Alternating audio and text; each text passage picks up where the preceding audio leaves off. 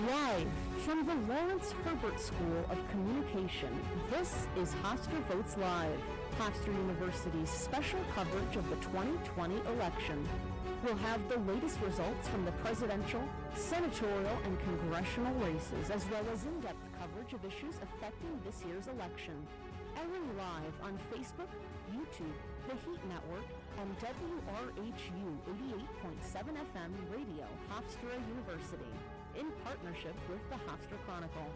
And now, from Hofstra University, Hofstra Votes Live.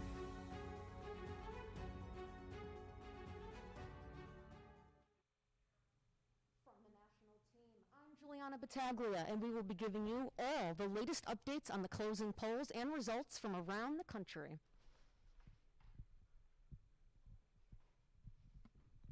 Tonight, you'll be receiving continual live updates from all around the Lawrence Herbert School of Communication, as well as from remote correspondents live at the polls and in the Midwest.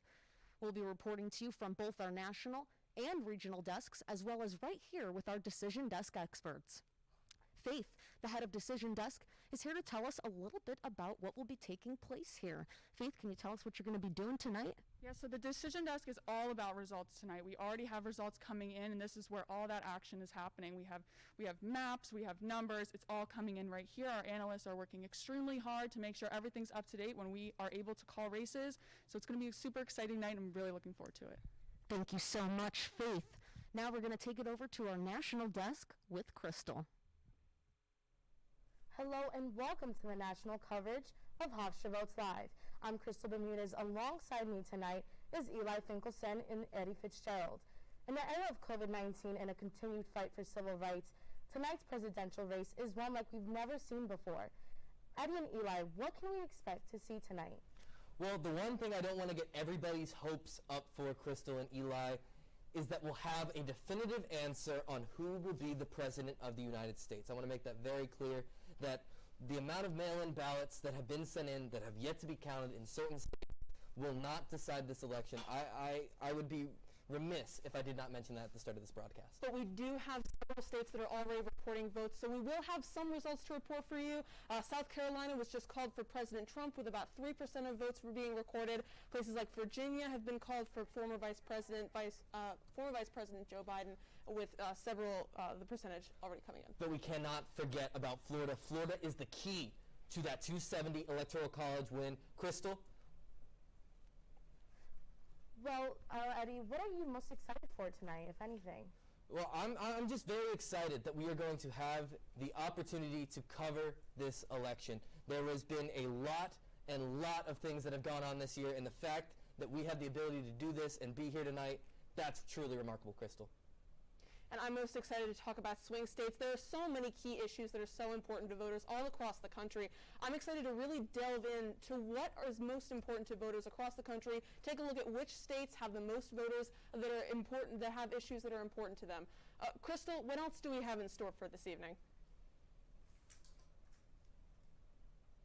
Well, Eli, we have a lot in store for today.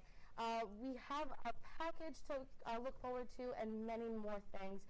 Again, like how you guys said, I'm very excited to see how this night is going to lead. And we're going to lead off to Juliana. Off to the small wall. We're here now at the small wall where we have multiple projections and breaking news coming out of a bunch of states tonight, especially in the South.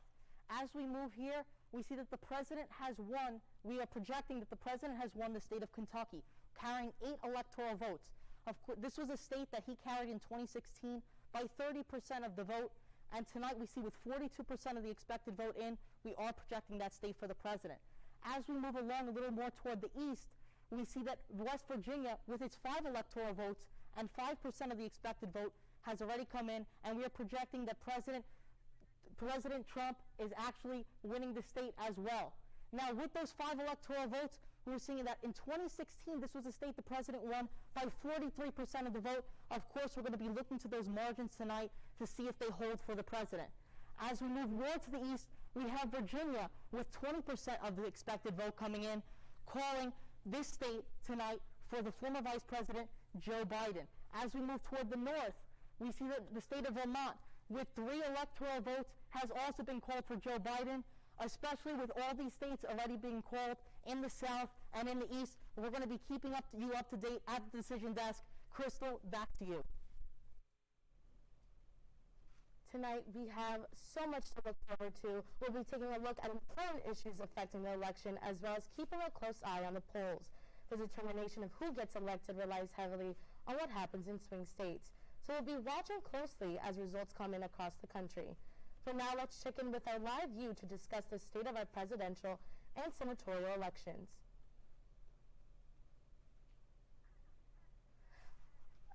And we have so much to look forward to. We have amazing states looking to as far as Florida, one of the key states, 29 electoral votes. And we are now have more coverage to look forward to. We have Angela, who's covering the Midwest, and we'll be giving a closer look to states like Indiana. Good evening, everyone. I'm here in Minnesota, and I'm covering the tight races out of the Midwest. Minnesota and Wisconsin both have tight presidential races, speaking on what Eli said about swing states. Iowa has a key Senate race, and I will be covering Illinois, South Dakota, and North Dakota as well. Issues on COVID-19, police brutality and race, and economics are key issues that I will be focusing in on here today. And that's all for now. I'm Amdalada Jassa, and I'm tossing it to the regional team.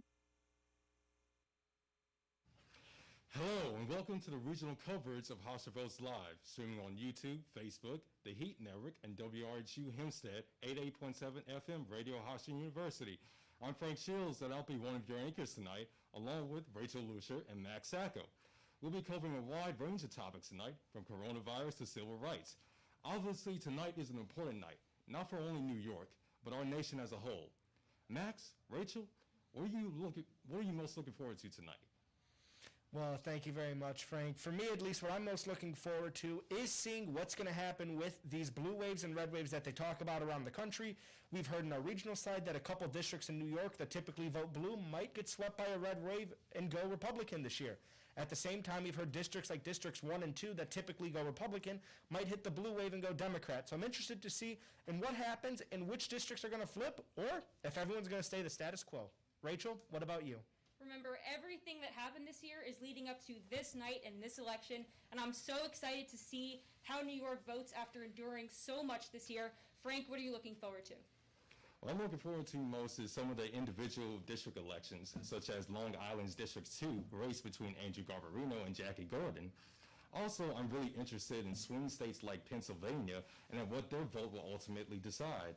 And of course, Max, Rachel, I'm really looking forward to those voting results. I want to see what those polls say by the end of the night.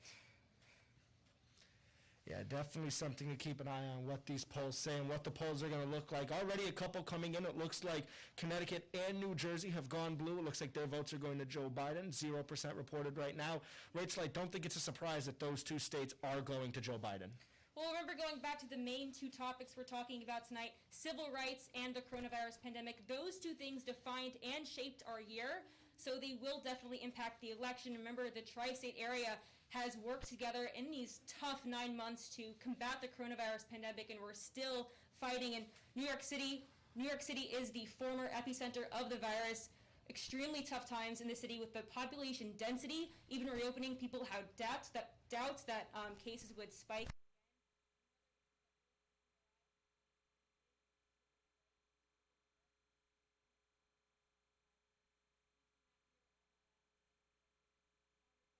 For BLM groups and pro-police and pro-law enforcement groups on Long Island. So we have that experience, seeing that live this summer and still ongoing. Max, what are some key races we're following tonight on Long Island?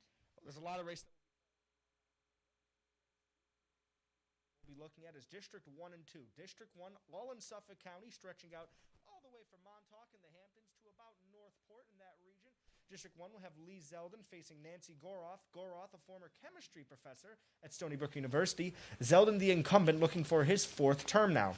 On the other hand, in District 2, Nassau and Suffolk County, Peter King, after 28 years of civil service, retires. And now that opens up a door where it's Andrew Garbarino versus Jackie Gordon. Gordon, a former military member, and also works in civil service before. Garbarino, an attorney. So it'll be interesting to see what these two have, as Jackie Gordon has received support from multiple newspapers, Joe Biden, and many key political figures, but Garbarino does have the support of Peter King himself afterwards. So Rachel, those are the two biggest races I'm looking at in this year's election. Even as you mentioned in District 2, it's received national attention. Jackie Gordon has been endorsed by Joe Biden, Kamala Harris, and former President Barack Obama, and endorsed by Newsday. So that's a key race. It's a target state, very important in terms of for the Democrats to keep the House. Now over to New York City, District 11 is a key race. Pollsters are saying it's going to be very tight because Staten Island is the only swing borough in New York City, so that's going to be extremely interesting to find out who takes the win for District 11. Thank you, Max and Rachel. Tonight, we're going to have regional correspondents focusing on New York City, Long Island, Connecticut, New Jersey, and Pennsylvania. We'll also be reporting election results for these three regions throughout the night. We're going to take a quick break, but Hofstra Votes Live will be back in a moment with our... Oh, well...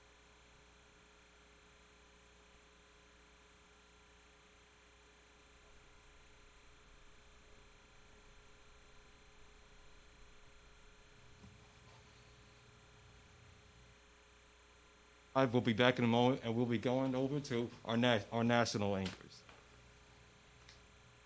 Tonight, we will be taking a look at important issues affecting the election, as well as keeping a close eye on the polls. The determination of who gets elected relies heavily on what happens in swing states, so we'll be watching closely as results come in across the country. For now, let's check in with our live view to discuss the state of our presidential and senatorial elections. Jordan? Thanks, Crystal. I'm here outside at the East End Firehouse polling station located in Hempstead, just a half a mile away from Hofstra University's campus. Just inside over here, voters are signing in and casting their vote for the 2020 presidential election. Here in Long Island, voters had three methods to vote this season: absentee, early in person, and voting in person tonight on Election Day. Due to the pandemic, Nassau Board of Elections revealed that almost 150,000 people requested an absentee ballot, which is triple the amount from the 2016 election. The early voting period ended this past weekend on November 1st, where in the first 2 days, Long Islanders, a total of 55,000 people, casted their vote. They have proven their commitment to stand in long lines and enduring the cold weather. Over the 9-day period, COVID-19 has changed the stakes for the presidential election and all the campaigns for the presidents. Voters are more motivated than ever to vote this election season, and I'm hoping to conduct some exit polls on voters that are standing outside and voting tonight. More than 100 million people have already casted their ballot nationwide.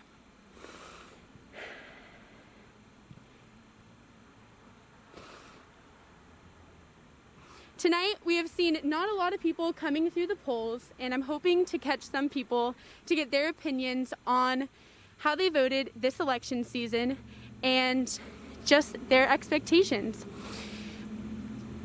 And I'm Jordan Chacon, reporting for Hofstra Votes Live. Back to you guys. Now let's go to our newsroom for an update.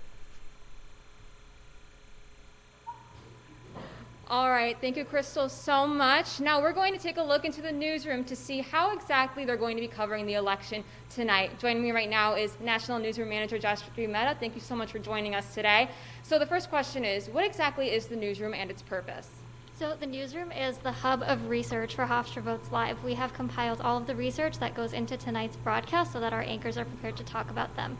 We've had students tracking every single state and every key congressional race that's happening. All right, and now what was the preparation like in terms of getting ready for the election?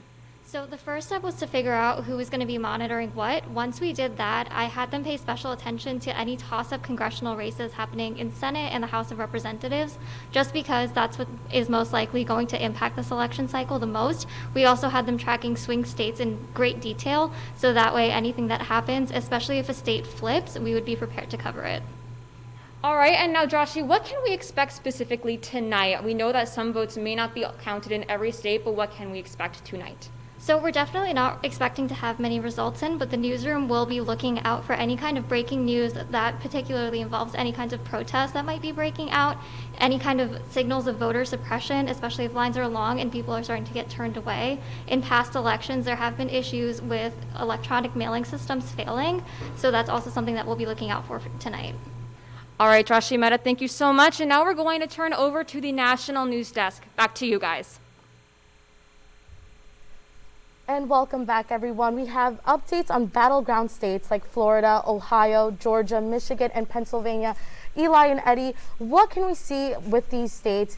What to expect if either former Vice President Joe Biden or current President Donald Trump, what are the necessary key states that they need to do in order to win? Well, let's start off with Florida. Florida has not been impressive for Biden so far. It is carried statewide that he is just below the margin to beat out Trump in this one. I'm not going to call it yet. We do not have that information just yet. But we need to talk about Miami-Dade County and the work that President Trump has put in over the past couple weeks there. He has been able to manipulate the voter base and get them to swing his way. And the Democrats have poured over $100 million into Florida for this election. And for this poor of a showing, it's looking pretty good for 45 right now. Other than Florida, we've got several states that are already reporting and have been called. South Carolina has been called for President Trump. Virginia has been called for former Vice President Joe Biden, as has Maryland, New Jersey, Connecticut, Massachusetts, and Vermont, and Illinois. States that have already been called, according to the New York Times, for President Trump are Oklahoma, Alabama, Mississippi, Tennessee, and Kentucky. Let's talk about the Kentucky race for a second, because that's really interesting. That was one of the first races that we saw called tonight for President Trump. Yeah, and it was also called for Mitch McConnell, the Senate Majority Leader, who, again, the Democrats spent millions of dollars trying to unseat Mitch McConnell with Amy McGrath, and they were unsuccessful, and it was one of the quickest calls of the night so far. Yeah, it was one of the first calls that we got. Other races that are interesting. Virginia was one of the first places to be called, and we're still waiting on results for Georgia. Now, I think everyone has sort of underrated Georgia in terms of how crucial it is for former Vice President Joe Biden, as well as North Carolina. Now, there are three states that we're really talking about here in terms of importance. We're talking about North Carolina, we're talking about Florida, and we're talking about you got to mention Georgia at this point. Correct. The path to 70. For either Biden or Trump has to hold North Carolina or Georgia with it. Biden has a chance, if he loses Pennsylvania and Georgia and Arizona, to still make up the ground with Michigan and Wisconsin. But early signs coming out of Michigan and Milwaukee as well of low voter turnout could be very surprising. We could see another shift as the night goes on. No, right now, if we're talking about North Carolina, we're actually seeing Trump ahead in the polls because of in-person voting. But I think what we need to be looking at right now is the forecast. We need to be looking at how many votes are coming in from mail-in ballots that won't necessarily all be counted tonight. Well, Crystal, I also want to get your take on this. Is there a race that you're particularly looking at this point in the night? I'm closely looking at Pennsylvania, really, because it's one of the crucial swing states, and it could really highly influence the whole election itself. It's considered one of the tipping point states, and really, Donald Trump has already expressed that if he thinks there is a mistake going on with Pennsylvania, that he will not hesitate to get lawyers involved after the election. Now we're going to go to the small wall with Stephen.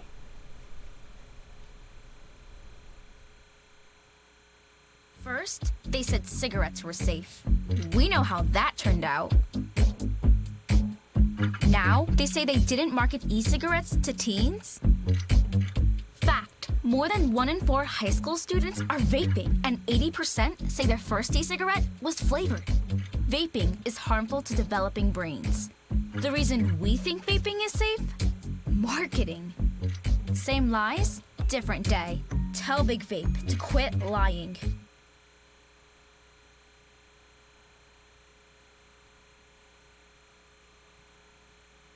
There was an old woman who lived in a shoe. She had so many children, she didn't know what to do.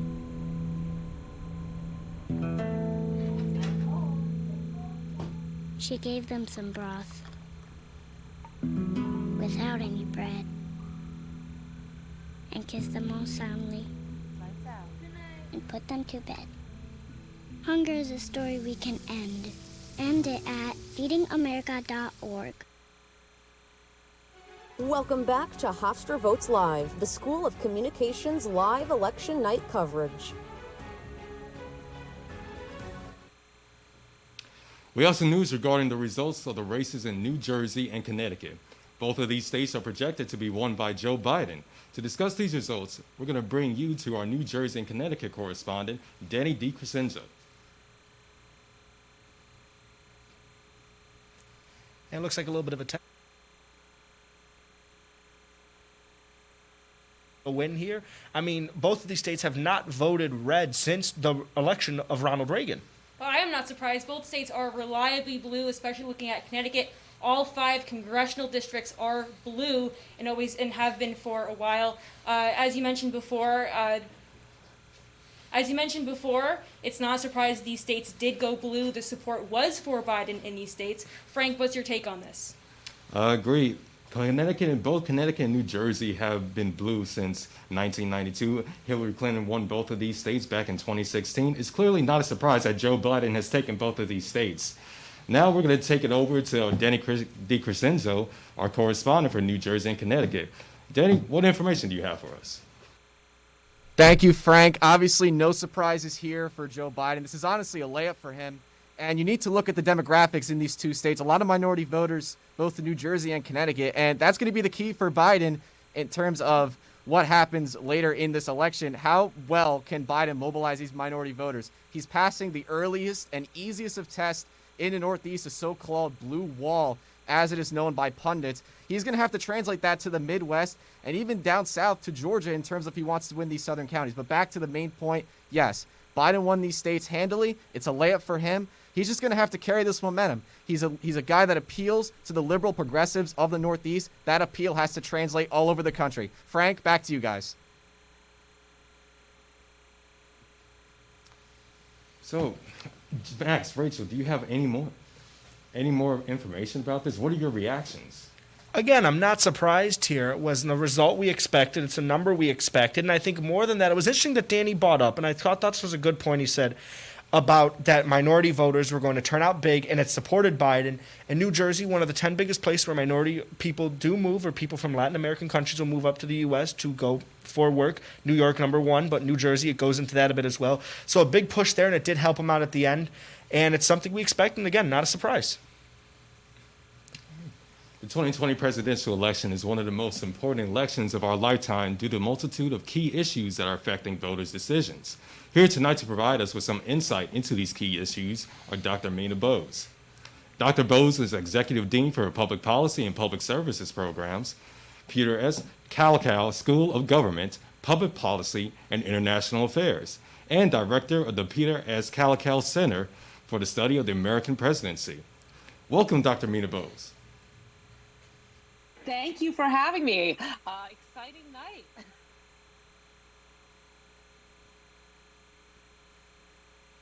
Hello?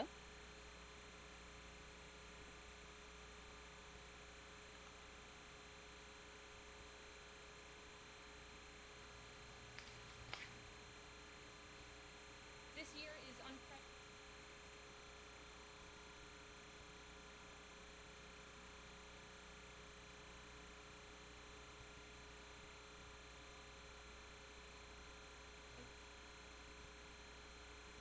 Early voting broke so many records across many states. In New York, about 2.2 million New Yorkers cast their ballots early.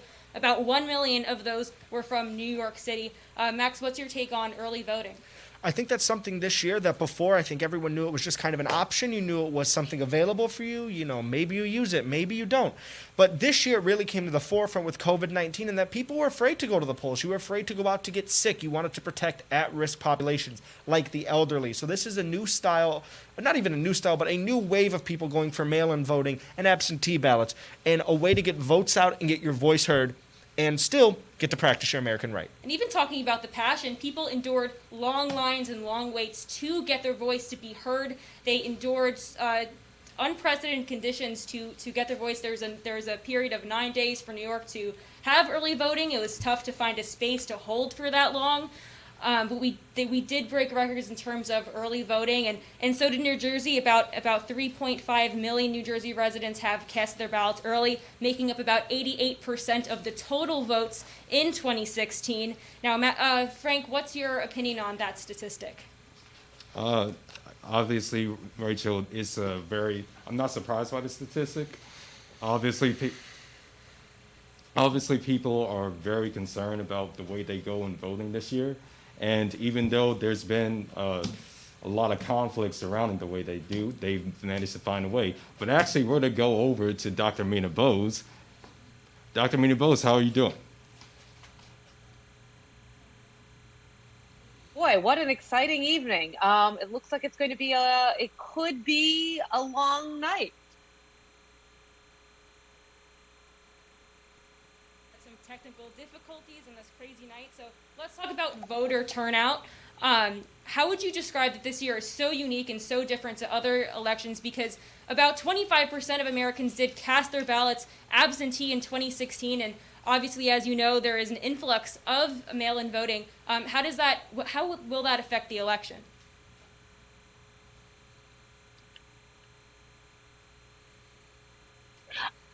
Can you hear me? Yes, we can hear you. Okay, I'm sorry. It was just going in and out.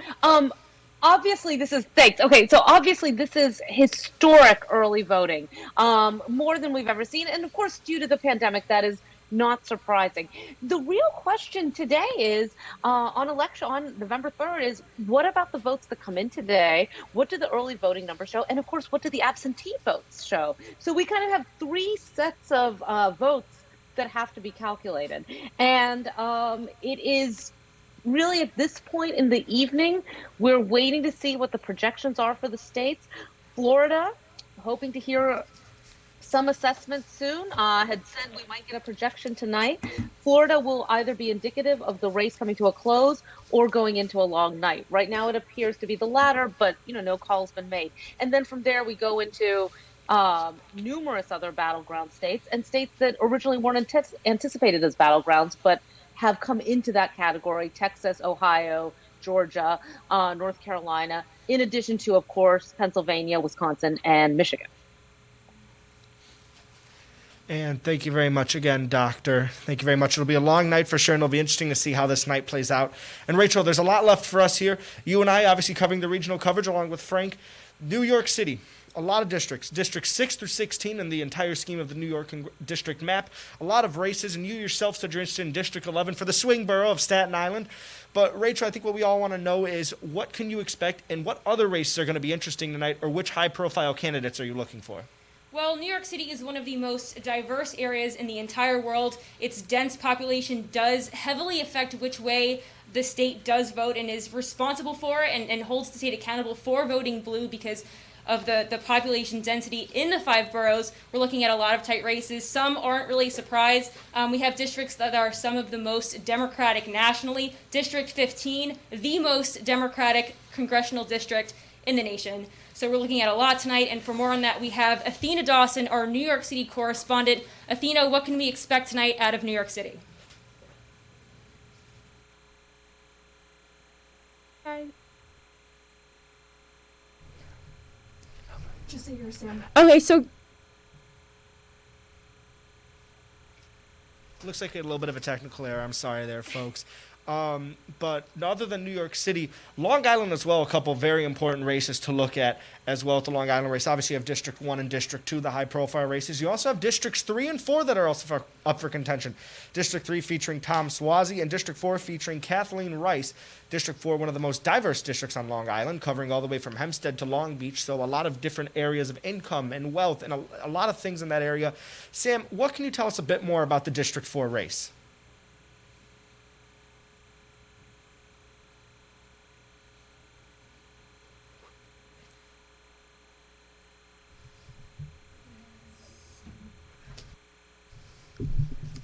Hi. So I'm really excited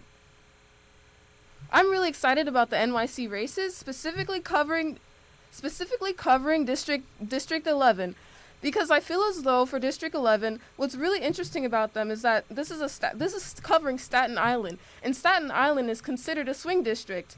That's because for the past couple of years, Staten Island was actually covered by a Republican.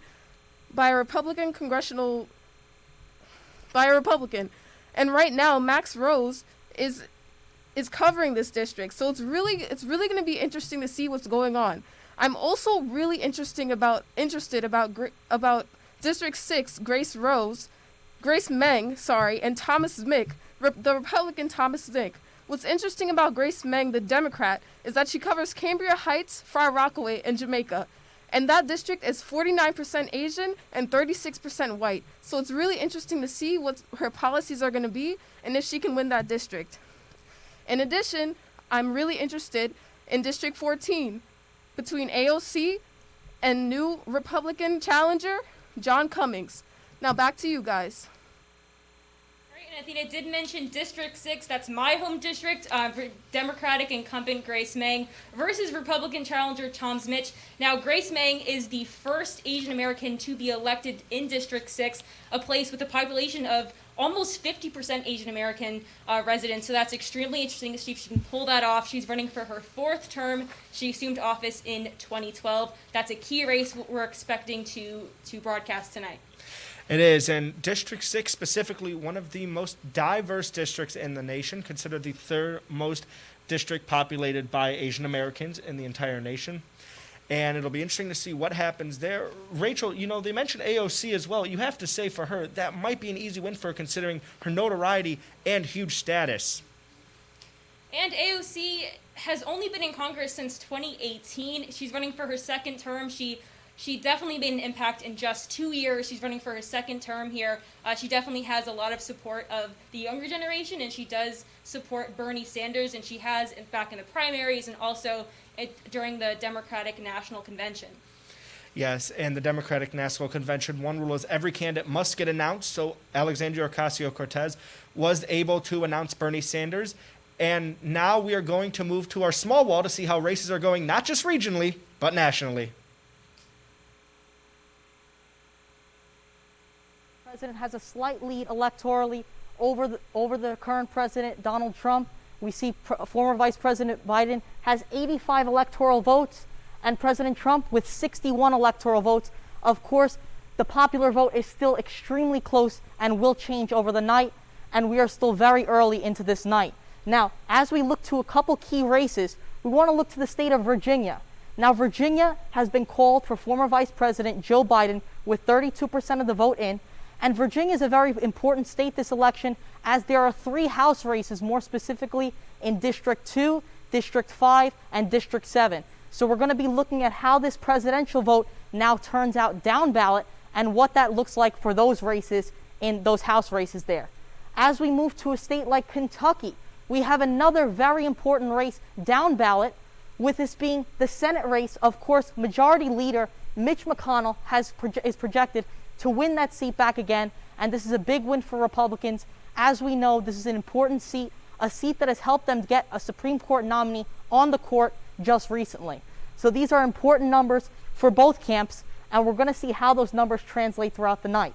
As we move further north and we look to states like Vermont, Massachusetts, and Rhode Island, these states have been called for former Vice President Joe Biden. Not a surprise here. However, we want to see what those margins are like, and also each one of those electoral votes is going to count if this is a close race. We're going to see how those votes add up throughout the night. And of course, we want to see what that actually means also for the battleground states, especially states like Pennsylvania, which right now are leaning toward Joe Biden, but are still way too early to call in the night. Of course, we have the industry of coal and oil in states like Pennsylvania, which we know from West Virginia is actually leaning strongly toward President Trump. This is something President Trump has pushed throughout the night, and we're going to see if that can carry all the way to Pennsylvania with those voters in that state. Now back to you, and we'll be checking in throughout the night. Welcome back to the national side of things, where we have a breaking news update for you, where 14,000 ballots in South Carolina will not be counted as of right now due to a printing error. We're going right now to the newsroom for an interview on voter suppression with Jermaine. To the newsroom. Thank you, Eli. Now, concerns about voter suppression on both local and national scales have been extremely prevalent throughout the 2020 election cycle. In one of the most bitterly contested elections in recent memory, thousands are concerned about their voices not being heard. To learn more about this issue, I'm here alongside Emma Des-Simone, and she's a student expert in regards to voter suppression. So, what does voter suppression look like, Emma? Well, right now in South Carolina, 14,000 votes in Dorchester County cannot be counted due to a printing error. And they only noticed it this morning when they started counting. Now, in what ways has voter suppression grown in this election? Well, obviously printing errors have grown and mail-in ballots have been especially concerned about voter suppression, especially due to the slowdown of the USPS, as well as long lines and voter intimidation. And Florida has seen some of the worst cases of race-based voter suppression. Can you just elaborate on that? Yes, so Florida actually, in their constitution 2 years ago, voted to let felons have the right to vote after they get done with their sentence, but they now have to pay what is now a poll tax, and so since a lot of the prisoners are people of color, it's going to affect them disproportionately. And how does the state's election measures influence people of color? So a lot of the times when a lot of minority voters don't have trust in mailing voting processes, and they have to wait longer in line to vote even compared to white voters. Thank you, Emma, for the insight. It's much appreciated. Now for a commercial break. This is Hofstra Votes Live, coverage of the 2020 election. To me, the most important thing about being in the human race isn't winning. It's participating, living life to the fullest, emphasis on living. This is what makes life, life. Yet how much of life are we willing to miss out on? Untreated hearing loss affects our mobility. It increases the risk of falls by 50%. Good hearing health is essential to staying engaged and doing what we love. Hear well and stay vital. Get a hearing health check every year. Welcome back to Hofstra Votes Live, the School of Communications live election night coverage.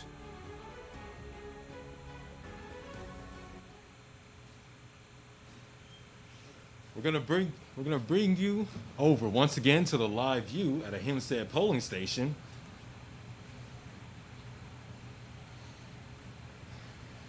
And very interesting this year, Hempstead, one of the areas that has been known before of being suppressed for voters. Hempstead, considered one of the 5 boroughs of Long Island, the 4 other boroughs, including Baldwin, Freeport, Uniondale, and Roosevelt. So 5 areas that have been voter suppressed before, areas where you have long lines stretching around the block. I mean, you look at Baldwin, 3 voting places for a town with almost 100,000 people population, and you can't have that. And it's very hard to have that, and it's hard, and you can't have that. You can't have that in an area. You can't have that. You can't suppress voters. People want to exercise their vote, and you cannot have that in areas like that. And even Nassau County Executive Laura Curran did ask for an extension for early voting hours last week. Now we're going to toss to our live view for more.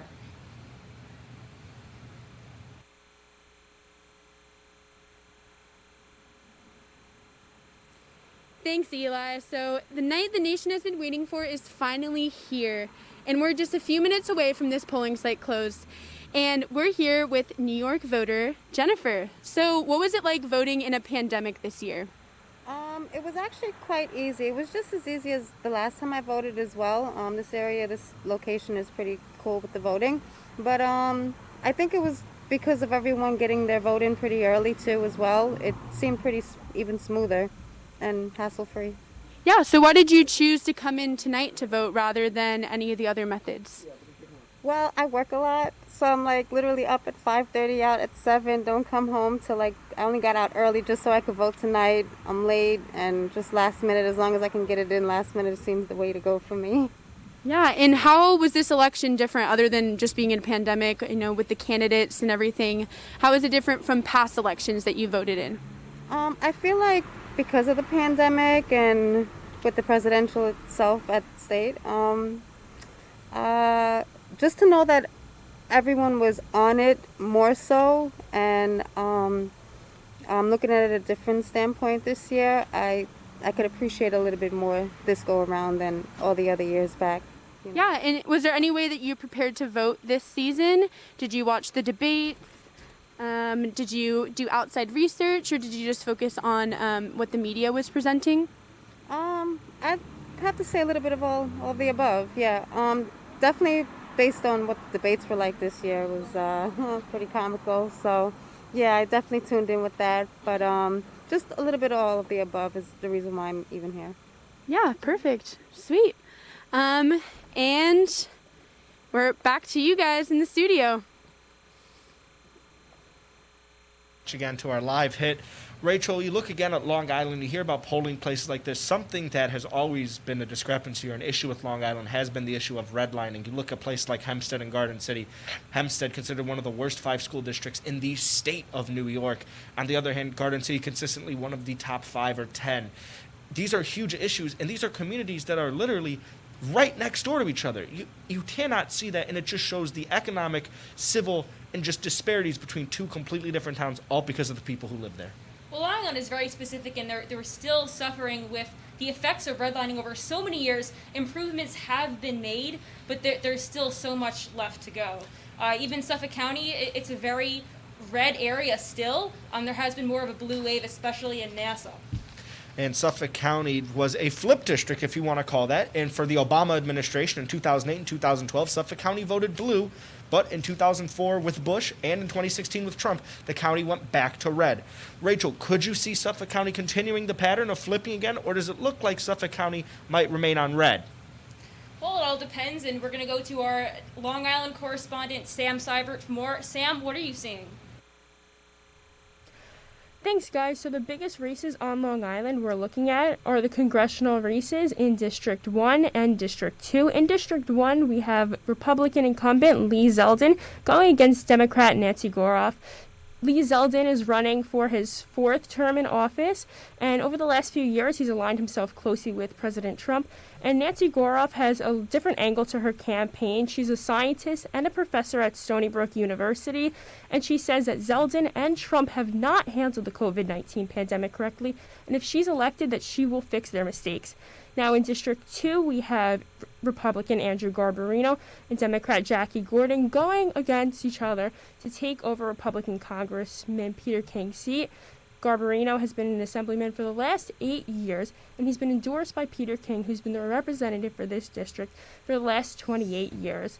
And Gordon, on the other hand, while she hasn't been endorsed by King, has been endorsed by Biden and Obama, which is a really big step for her. So Frank, Max, Rachel, what do you guys think about these races?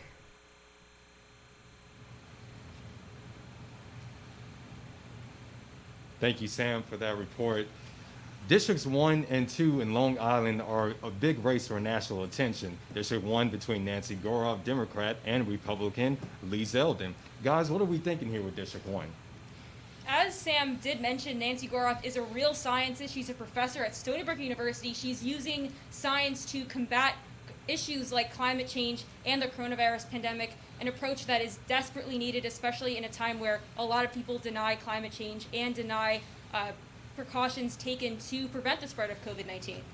Long Island, one of the places in the U.S. that by 2050 would be completely underwater, and even sooner due to the fact that, well, it is a literal island as well. It's projected to around the mid-2030s, even 2040, Long Island would go under. So to have somebody with science backing up in an area that is very red, Suffolk County, a rural area where rural voters tend to vote red, and also where money lies with areas like Montauk and Hempstead, where they vote red as well.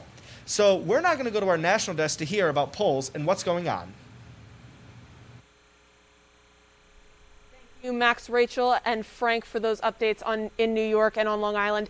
Let's talk about all of the polls that are closing all across the country. Crystal, Eddie, what are we seeing nationally in terms of polls closing? Well, Eli, we have New Jersey that just confirmed they have elected former Vice President Joe Biden. And it doesn't surprise me, really, Eddie, because when we look at how the mail-in ballots were working in New Jersey specifically, Democrats, those who identified as Democrats, had a higher rate in voting compared to Republicans in the state of New Jersey. What do you make of that, and as well as the other states that have closed their polls? Well, I think that it's clearly an estimate based upon the amount of votes that are expected to be counted in New Jersey later tonight. The showing out by Republicans in New Jersey just was not strong enough to warrant a projection or a too close to call. But one state I do want to talk about is Ohio. Democrats have sort of been flip-floppy when it comes to Ohio, and specifically Delaware County, which has not seen a Democrat leading in it since 1916, and Biden is up 55-43 in that county. That could prove very costly for Trump should he lose Ohio. And the numbers, 55-43, what is it that is making the residents in Ohio lead towards Joe Biden? I would have to say that there has to be some type of balance between the economy, the coronavirus response. I think that when you take a look at national polls, around March, Biden and Trump were very, very close. And then as the coronavirus pandemic hit, we saw more and more that separation, that gap, and that's where Biden sort of jumped out to that lead. We see that in Ohio. Although he kept it close today, it is still way too close to call, but it is you have to be smiling if you're in the Biden camp right now this close in Ohio. Eli, are there any states that have gotten you by surprise with the polls closing now? I think we really still have to take a look at Georgia. I think Georgia polls have already closed, and while Donald Trump is currently up 56-42, this is still anyone's game. Right now it's leaning more towards Trump, but it really could be anybody. And I think we still need to keep an eye on Florida, Georgia, and North Carolina as the polls close, because those states are key if Biden wants a smooth and easy road to election. Smooth and easy would be very simply putting it. I think we knew going into tonight it would be a very uphill battle for President Trump. He needs to win Georgia, South Carolina, North Carolina to be able to do this. Eli, please, where are we going next? Right now, we're going to take it over to Undalat Ajasa, who is our Midwest correspondent. Undalat, what are you seeing out in the Midwest right now? Thanks, Eli. As our team has already revealed, Illinois has been called for Joe Biden. This isn't something that's something that's surprising, considering that the past three presidential elections they have won. The Democrats have won that state. Speaking of voter suppression and printing errors, Wisconsin, in its sixth biggest district, experienced some printing errors as well. There was a scratch on the side of the ballots that caused 13,500 ballots to be redone. And it's going to be hand done by local officials because the state Supreme Court chose not to rule on the issue. So those 13,500 ballots have to be redone by the local officials. On top of that, there was a new change that happened 6 days ago in the state, 6 days before the election. The United States Supreme Court ruled that there isn't going to be an extension for absentee ballots received after the day of the election. That could cause longer lines in Wisconsin, with people having to wait in lines if their absentee ballot hasn't been received. That's a similar case for cases in Minnesota as well. Just 4 days ago, an appellate court in Minnesota ruled that absentee ballots received after the election would be put on hold. This is in stark contrast to what was ruled in April, saying that ballots could be received 7 days after the election. So that's all for your update here in Minnesota. Polls are closing rapidly as we speak, polls are closing around 8 Central Time, so we have a couple more minutes before we start looking at results. That's all for your Midwest correspondent. I'm Amdallah Dasa. Now back to the East Coast team. Thank you so much, Amdallah. So in Ohio, with 9% of the reporting in for the state, it has been deemed too close to call. President Donald Trump holds 43% of the votes, and former Vice President Joe Biden is at 54%. I'm joined by Alex here. Alex, can you talk about what these numbers mean this far? Well, too close to call makes perfect sense. I mean, Ohio is called a battleground state for a reason. It's only 9% of the votes being reported in. Too close to call makes perfect sense. It's been a real battle looking at the polls. Every poll has Trump and Biden going neck and neck throughout this whole way. Now, talk about the significance of Ohio historically for a presidential election. Well, Ohio is a huge swing state. And every election since 1964, the president who's won Ohio has gone on to win the entire election. So we could be seeing that as a huge factor in this election, whoever wins Ohio. Now, can you talk about the Senate races in Ohio and what their significance is to the presidential election? Well, the Senate races are mostly important for the bigger picture, in the bigger picture, for the president. You know, the Democrats. If Biden wins, he's going to need some Democratic seats in the Senate. If Trump wins, he's going to need to keep that Senate majority. So whatever we find out in the Senate will be a big factor in pushing up legislation later on. Now, are there any polls you've seen out of Ohio that are specifically interesting? Well, mostly interesting is in the 1st District in Ohio. Steve Chabot and Kate Schroeder have had a tight election leading up to the polls. Still no results on that yet, but we'll take a look at that in the future. Thank you so much, Alex. Now we're going to head over to Stephen LaRussa at the Small Wall. So when we look at a state like Ohio, we're looking at the 3 C's, those being Columbus, Cincinnati, and of course, Cleveland. These are 3 major Democratic strongholds throughout the state. So as it stands right now, we have 53% of the expected vote in, and those 18 electoral votes are still up for grabs, even though former Vice President Joe Biden leads by 11 points currently. Now we're looking at where this vote is coming in. Of course, if it is mostly in those 3 areas, this does not mean the end of the night for the president. The president is really looking to this state as part of his path to 270.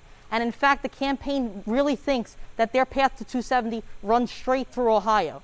Now, when we're looking at the state, we note that the southern part of Ohio, except for Hamilton County, which includes Cincinnati, is a strong Republican hold. In these Republican counties, the president is going to have to run up the numbers in these counties and make sure that he can overcome that 11-point deficit. So we're really going to be honing in on where those votes are coming from. And if the vice president is able to hold these leads, this would be a major, major victory for early in the night for the former vice president.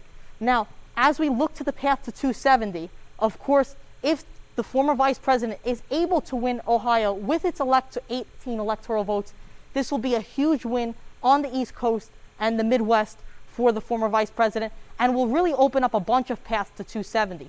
On the other hand, if the president is able to hold this state, we're seeing that this opens up more options for them on their path to 270, as now they would focus their attention to other counties and other states such as Arizona, which we still haven't seen any polls close yet, and then all these states in the South that we're still waiting for, including Florida, Georgia, and North Carolina.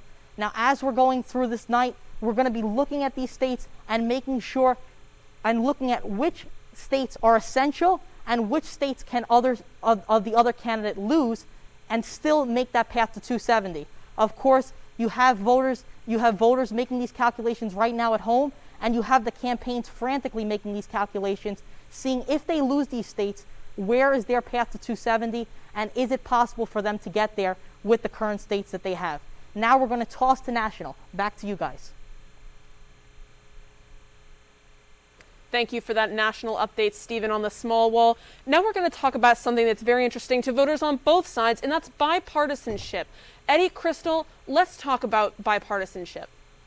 I think you can't mention bipartisanship without some of the major accomplishments from Congress this year. The HEROES Act and the CARES Act, the Payment Protection Program, the PPP that allowed small businesses to be able to succeed. You have to give credit to both Democrats and Republicans that when push came to shove, they were able to give some assistance to the people. Maybe not as much as others would have liked, but they were still able to come together in a time of need and get legislation passed.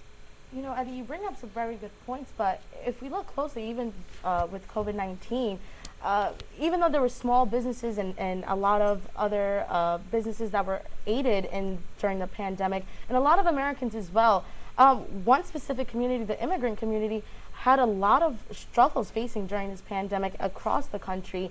Many weren't able to apply for SNAP benefits, weren't aided in unemployment, and didn't even qualify for the stimulus checks. Only about 5% of those immigrants were able to be helped during the pandemic. So what do you make of that? You know, we allow a lot of help for Americans, but what about the immigrant community? Well, I think that in terms of the immigrant community, there has to be some form of recognition from congressional leadership that there needs to be systematic changes, whether that is stricter immigration laws, more loosened immigration laws. I think that both Democrats and Republicans can agree that what's going on right now with the way that the United States is treating immigrants is not working. Which is interesting to say because according to research, Florida, is specifically the Hispanic community, have a great voter turnout in voting towards Trump, which is pretty ironic because a lot of them worry about immigration, but then again, in recent studies shows that only 16% of Latinx voters are worried about immigration. Well, the Latinx community is not a monolith, Crystal. They are a diverse group of human beings who have different opinions, and that is the very key to bipartisanship. Eli, please.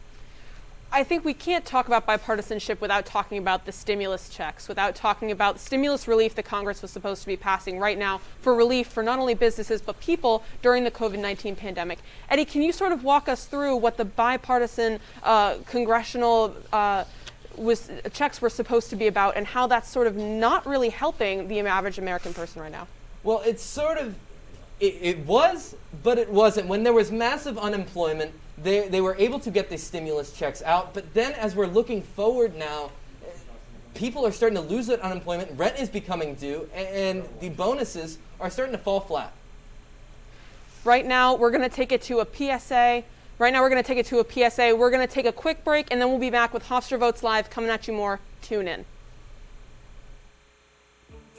Hofstra Votes Live continues after this.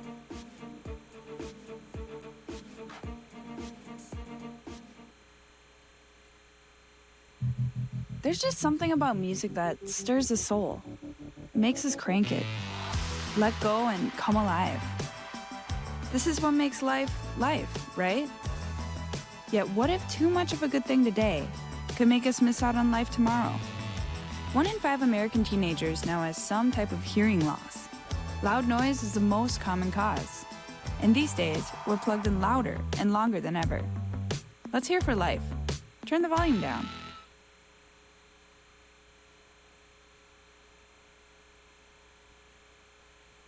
I'm Dr. Shelley Flace with today's tip for kids from the American Academy of Pediatrics. If you own firearms, it's your responsibility to make sure they're always stored safely. Hiding them in a closet or drawer is not enough. Kids know where they are. Research shows the risk of injury and death is lower if guns are stored unloaded and locked up, with the ammunition locked in a separate place. This is important when children are young, as well as when they grow into teenagers. For more, talk with your pediatrician or visit healthychildren.org. We return to Hofstra Votes Live, the Lawrence Herbert School's election night coverage.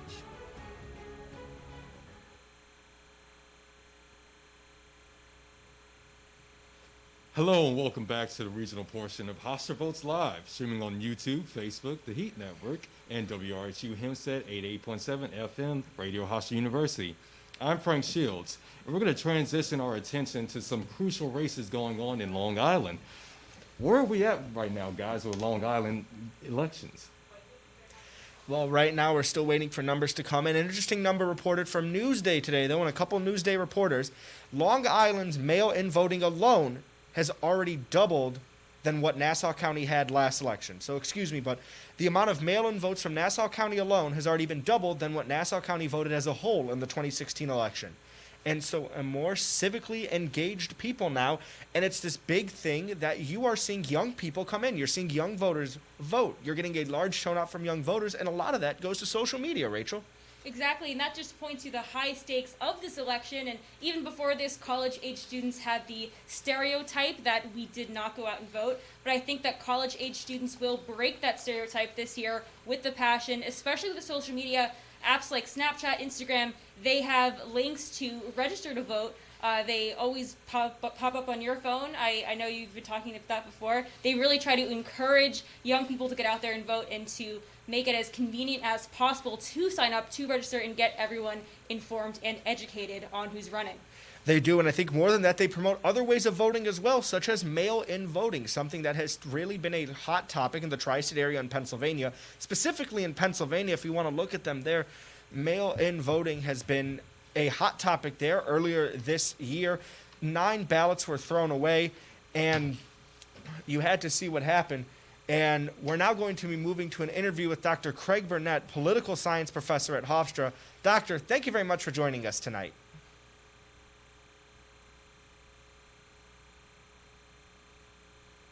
And it looks like we have a bit of technical difficulties right now.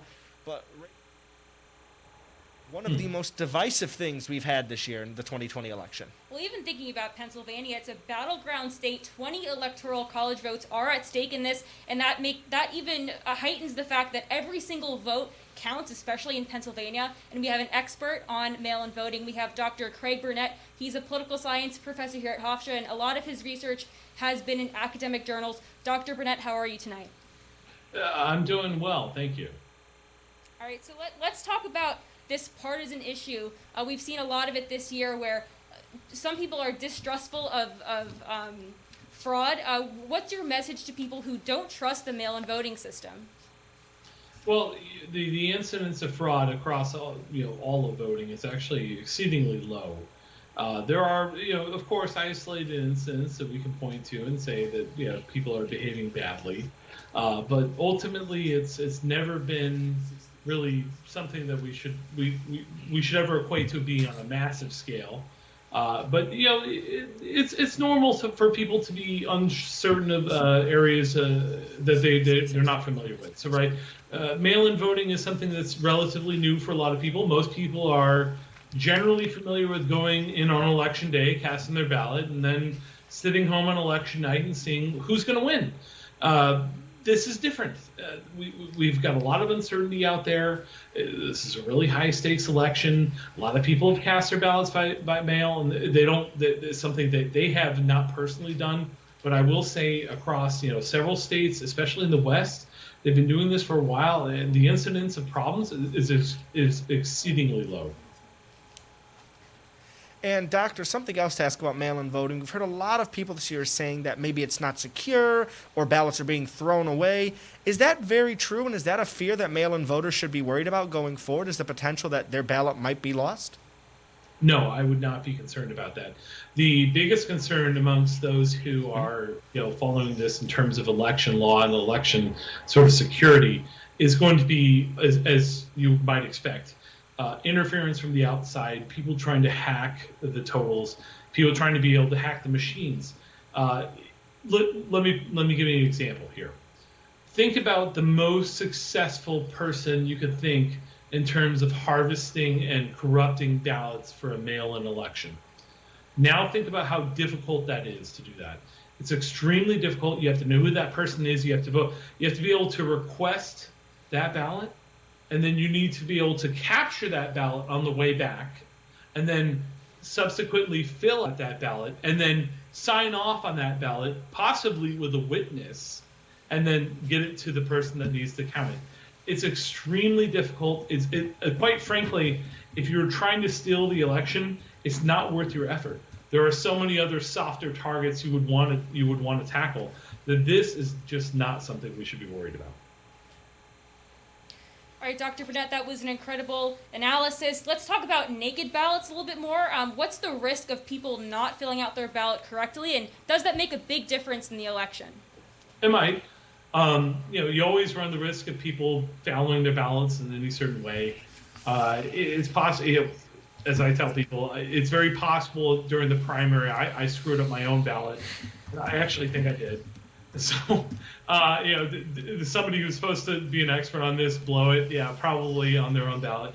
Did it change the outcome of the election? No, I'm pretty sure it didn't. So, do you need to be more informed as a mail-in voter? Yes, absolutely. That's sort of the burden that the voter has to share, right? And so this is something that the voter has to decide is in their best interest, right? If you want to go on election day, you know that process. It's very clear. You're able to get the ballot, fill it out, and then drop it off. If you're going to do it by mail, there is a higher burden that we place on voters to do that correctly. Is it going to change the outcome of the election? I would be very surprised if that was within the margin. But what we've seen so far is that the rejection rate, which is ultimately what I think you're referring to, has actually been fairly low. And thank you very much once again to Dr. Craig Burnett. But Frank, it looks like we have news coming out of New York. What's the news right now? Yes, we're just getting word now regarding a winner in the presidential race in New York. Joe Biden is the projected winner of New York in the presidential election. Guys, how are we feeling about this? It's not a surprise again. I mean, the tri-state area is a blue stronghold for anyone running for office. You look at Connecticut, Jersey, and now New York. Joe Biden gets the win, 0.0 votes in right now. But, Rachel, we shouldn't be surprised that Joe Biden's getting the win. New York has not voted red since the 1980s, again with that Reagan, and then after Reagan, the Bush administration. The tri-state area always goes blue, and New York is just a shining example of that. Yeah, and again, it's really not a surprise. The city really is pulling this. But going back to mail-in ballots and Pennsylvania, the battleground state, we have our Pennsylvania correspondent, Lindsay Hill. Lindsay, what are you seeing tonight? Mail-in voting in PA has been a hotly contested issue, as it has been around the nation. The main issue comes in with mail-in ballots will be received and counted as long as they've been postmarked by 8 p.m. November 3rd, which means there is a 3-day extension to count ballots. Counties in PA were not allowed to count ballots until today, meaning some opened them on 7 a.m. starting today. Some started counting at 8 p.m. once polls closed, and some counties won't even start counting their mail-in ballots until tomorrow. Another issue arises that Dr. Burnett mentioned with the secrecy ballots, meaning if you didn't place your mail-in ballot in the secrecy envelope, your ballot will not be counted in the election, which could lead to thousands of ballots being tossed out for this election. PA is a very important swing state. Currently, we have Joe Biden leading with only 9% reporting. This could change by Friday when more results start to come in. So it all comes down to Pennsylvania and their mail-in ballots. Max, Frank, and Rachel, back to you guys on the regional side. Lindsay, you mentioned the secrecy envelope for PA and that if your ballot is not in it, you will not count your vote. How big of a factor do you think that is for the vote in PA this year? And do you think there's a chance that a lot of ballots are going to get tossed out?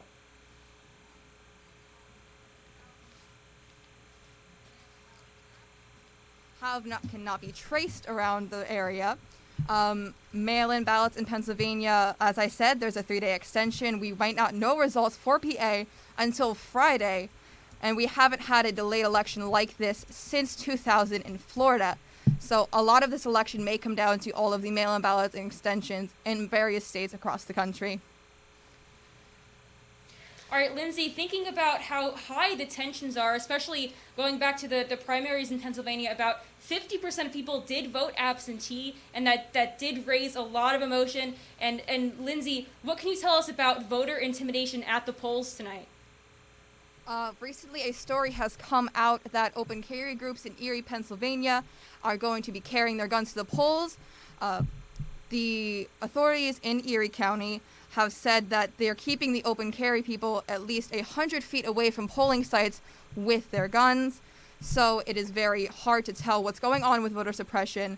In North Philly, people got their polling places mixed up where they were told wrong information where their polling places are and did not find out until they showed up and were turned away. So a lot of maybe theories of voter suppression have been popping up in Pennsylvania, and there's a lot to think about this night. Now, Lindsay, the big topic in Pennsylvania, as we've been discussing, is mail-in voting. Where do you see mail-in voting leaning towards, Democratic or Republican mostly? I think a lot more Democrats statistically have been requesting their mail-in ballots for this election because we are more scared. There's fear of coronavirus coming up. People want to be more cautious and keep themselves and others safe. So that's, I think, mail-in vote really does lead Democratic. Statistics show that that's how it leans. And Lindsay, that there is a lawsuit filed tonight with Montgomery County for counting ballots too early. What can you tell us about that story? Yes, Montgomery County has had a lawsuit filed against them for pre-canvassing their ballots, which means they opened and looked through ballots before Election Day, which is against state law. They have granted a motion to stop counting these ballots. They were allowing people to come in and fix their ballots or vote correctly, which is against state law. We're not knowing right now if there are more counties in Pennsylvania that have done this, so it's a developing story as of right now. And thank you very much once again to our Pennsylvania correspondent, Lindsay Hill. Frank, Rachel, Pennsylvania, a huge state in this election, and Joe Biden already looking like he has a little bit of a lead. And again, Pennsylvania, the winner, has a more than 80% chance to win in this election. I mean, you'd have to say this is maybe the most crucial state in this election, or if not, one of the three biggest crucial states in this election. Max, that's a great point. It's a critical state for either candidate to win. Remember, in 2016, Donald Trump only won by a really slim margin of about 0.7%. So Joe Biden can easily take it there is no advantage based on what the 2016 elections were. Now, Max, Rachel, Trump is really leaning towards or taking back Pennsylvania so much as the Trump administration devised a strategy that would suppress mail-in ballot votes within Pennsylvania. The processing of the absentee ballot votes in election would limit the amount that will be counted on that day. Now, this has been a topic of controversy and concern for many constituents. How do we feel about this? Well, this is a huge issue for Pennsylvania. This even went to the Supreme Court, where they had to ask newly appointed Justice Amy Coney Barrett not to vote on this issue because they felt that it would be unfair considering she just joined. So it's interesting to see what they do now, but we're getting word now that our correspondent, Athena Dawson, is ready to speak about New York City and New York going to Joe Biden. Athena, what do you have about for us? Right now, Joe Biden is the projected winner of New York. That's not really... Hello and welcome back to the national coverage of Hofstra Votes Live. I'm Eddie Fitzgerald. Let's check in with our live reporter, Jordan. Oh, excuse me, we are heading right back to regional. Max and Rachel, take it away. Yeah, thank you very much, Eddie. And now we're going to go back to our New York City correspondent, Athena Dawson, to speak about New York City and New York going blue for Joe Biden. Athena, take it away. Thanks, guys. So like I said before, it is really not a surprise that Joe Biden is the projected winner of New York. New York, as we know, is a blue state, and it is not going to change anytime soon. If he wins, he will get 29 electoral votes, which is a significant amount of votes for Joe Biden. Right now, he's leading in the polls with 119 electoral college votes. And he's also leading by 59.8% points with 8,075,745 votes. So like I said before, guys, I'm really expecting Biden to win, and you guys should too. Now back. And we have breaking news that Business Insider is now reporting that the USPS failed to meet a judge's deadline to sweep facilities in order to make sure no mail-in ballots are left behind. U.S. District Judge Emmett Sullivan ordered the post office on Tuesday to send inspectors to processing locations to ensure no ballots have been held up. But the Postal Service said it in a court filing that is instead opting to follow its pre-planned inspection cycle. Frank, Rachel, this is huge news in that we might have ballots not counted or some ballots even be invalidated if that secrecy envelope is broken. Yes, Max. In the case of naked ballots not going to the secrecy envelopes has proved controversial as well. These ballots that are not in their secrecy envelopes will not be counted at all. And the fact that there's going to be a holdup on the election results, I don't know what's going to be happening. What do you think, Rachel? even back to Joe Biden pulling the win, Donald Trump has made claims that he will win majority in upstate New York and Long Island, and it's not true. It wasn't enough for him to pull the win. Biden did pull blue in this year's election. But I think with mail-in ballots, it wasn't as big as a factor in New York because I think everyone knew it would go blue because New York has that strong base in New York City and the 5 other boroughs with Staten Island, Queens, Brooklyn, and the Bronx, that strong base they can build around. The issue more lies in Pennsylvania with mail-in voting. If these ballots are lost and not counted, we all of a sudden could see an election that maybe Joe Biden looks like he might win a county, Donald Trump could win a county. You can't have these situations happening, and the USPS needs that funding to make sure these issues don't happen as well. This goes back to Donald Trump removing funding from the USPS, an organization that had an over 80% approval for the U.S. economy. And with that, we're going to throw to a commercial break.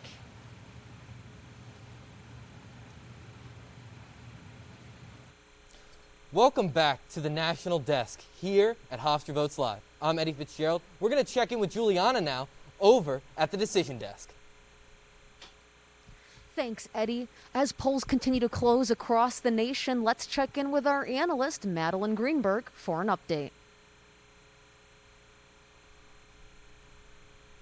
Thanks, Juliana. As you might have heard already, New York has pulled blue once again for Joe Biden. Though this may be an expected win, it is great for the Democratic Party nonetheless. And while the Northeast is looking pretty good for blue, the South is looking very much red for pulling for President Donald Trump. We see in Oklahoma, President Donald Trump has been called the winner for Oklahoma, as well as Louisiana, as well, with its 8 electoral votes. These are very big oil and gas states. And with talks of climate change and fracking, I'm sure that these states really wanted President Donald Trump to be elected again so that their economy can grow as well, like especially with COVID and all different manufacturing jobs being closed as well. So we can see that the Northeast is blue as expected, but the South is remaining pretty much red as also expected. And we've seen that in polls recently too, that Oklahoma and Louisiana as well, Donald Trump has been pulling great numbers well into the double digits. That's all I have right now. Back to you. Thank you, Madeline. We're now going to throw it back to our national anchor, Eddie Fitzgerald. And welcome back here at the National Desk. Eddie Fitz joining. We're going to go over to Jordan Chacon, who's out at the polls. A little bit of technical difficulties here, but breaking down some of what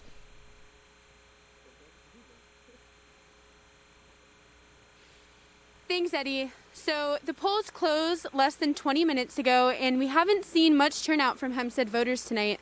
It must seem, it was reported that almost 1.1 million New Yorkers took advantage of the absentee and early voting period.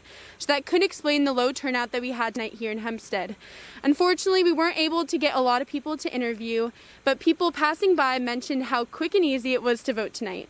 So I'm very happy to hear that a lot of people were really pleased with how it was to vote during a pandemic. And however, here in New York, only the unofficial results from in-person early voting and election day voting will be released tonight. Absentee ballots will be reported in the following days, depending on the county. And I think that's all we have to report for right now. And back to you guys in the studio.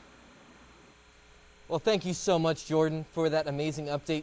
Closing in on the amount of people actually showing up. We are seeing low numbers turning out in Hempstead right now. And Crystal, Eli, I want to get your guys' opinion on this. Do you feel like it is more advantageous for these voters to be voting at home when it comes down to the coronavirus pandemic? I think it really depends on what they're, comfortable with doing. I think mail-in voting has been a way of voting for years now, right? Even President Trump votes by mail, or has, except for this election. So I think voting by mail has always been something that people look for. I think especially, though, this year, people have looked to mail-in voting as sort of a safe haven because they're not comfortable going in with the coronavirus pandemic. And it's definitely a great option to have, especially during the pandemic, like you mentioned, Eli, because people want to take those safety precautions and not put their lives at risk and other loved ones as well. And I think the main concern here is that the opposing views to mail-in ballots is a repeat of Bush versus Gore. People are fearful that we'll see a miscount in the votes. And again, a lot of voters have the option to either vote in person or vote through mail. And I think whatever the end results are, we can still get through it and preserve the safety of all Americans. We have so much more coming up for you on early voting and voter turnout. But right now we're going to go to our Midwest correspondent, Amdalat Ajasa, to give us a look at what it looks like in the Midwest right now as polls are closing. Amdalat? Thanks, Eli. Right now, while it isn't surprising, it looks as though North Dakota and South Dakota have been called for Donald Trump. This isn't really surprising. North Dakota has voted Republican for president out of 26 out of their 32 presidential elections, and South Dakota has voted for a Republican candidate since 1968. Like I said, it isn't surprising, but I feel like the Joe Biden camp might have held on to a little bit of glimmer of hope, considering that COVID-19 cases in North Dakota and South Dakota are ravaging the state. It looks right now as though South Dakota and North Dakota are the new epicenters of the United States looking at COVID case-wise, and they're every day they're breaking a COVID-19 case records. Speaking on absentee ballots and mail-in ballots, it looks as though 1.9 million absentee ballots were received in Wisconsin, and I think it's about 1.7 million in Minnesota. That's all that I have for your update right now. As you guys know, the polls have just closed here in the Midwest states, so we're still keeping an eye out, and I will let you guys know when I know. Well, thank you so much, Amdi, for that amazing update on the Midwest. The biggest stories tonight, if you're just tuning in to Hofstra Votes Live, Eddie Fitzgerald here. Georgia, Florida, and North Carolina still too close to call. Eli, Crystal, what are you guys making of this?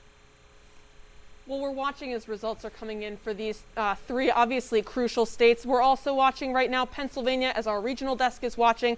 We're also right now watching Ohio, which is something you, Eddie, actually brought up earlier. Ohio is right now leaning heavily towards former Vice President Joe Biden, which is something that Ohio really hasn't done in years, which is very big for the Biden campaign. I'm sure they're smiling right now.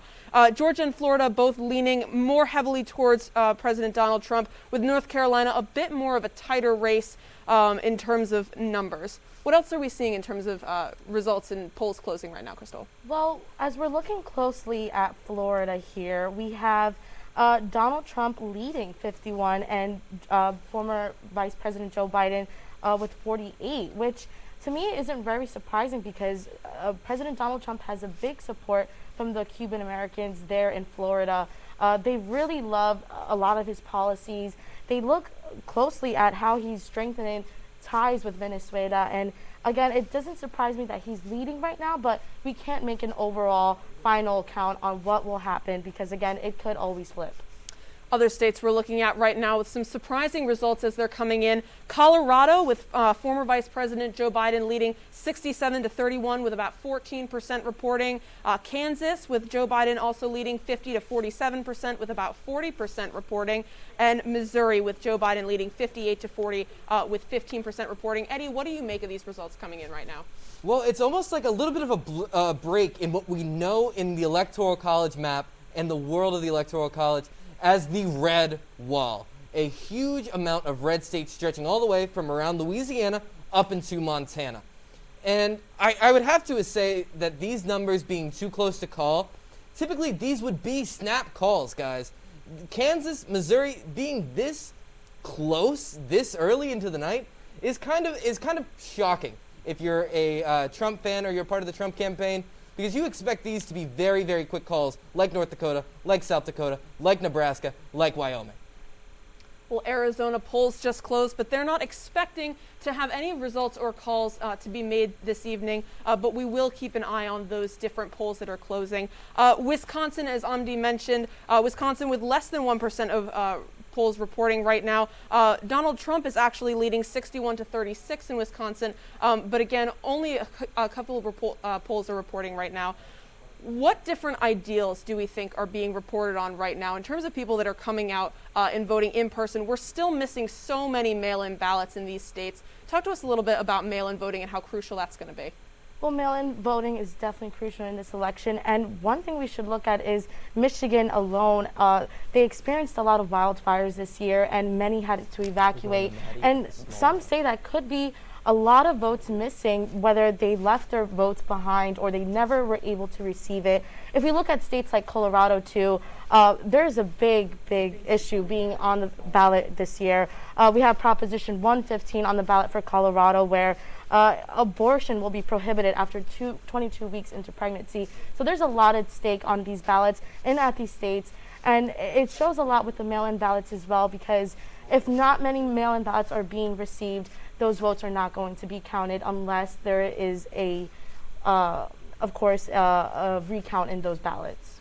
Eddie, chime in here. How important is it to have how important is it to really think about what effect early voting is having on this versus how many ballots are not being counted yet because of mail-in voting? Well, I think that's what we're seeing in Pennsylvania and Florida and in states like Colorado and Kansas. States are unsure, and these election officials are going to have to make the decision over whether or not these projections are going to go somewhere. Are Democrats staying home or Republicans staying home? That's what we need to find out. Right now we're going to go to Juliana with the decision desk. We'll be right back.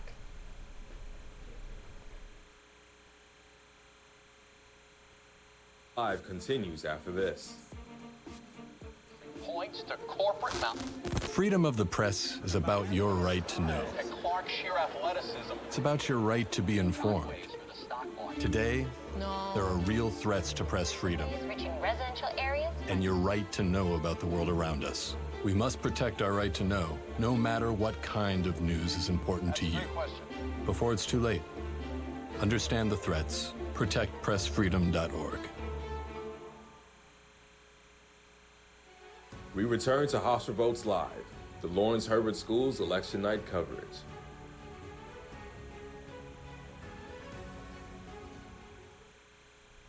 Welcome back to Hofstra Votes Live, the exclusive election night coverage here at Hofstra University. Eddie Fitzgerald here with you tonight. We're going over to Juliana at the small wall. Or excuse me, Maddie Mento at the small wall. Oh, please, guys. I mean, of course, we might be having some technical difficulties right now. However, I do want to stress, if you are just joining us, Texas has not been called. Florida has not been called. Georgia, not been called. These are all very, very key paths to President Trump's victory of 270 electoral votes. Biden's campaign keeping it close in those states, but still too close to call. Now we're going to go over to the decision desk, specifically the small wall.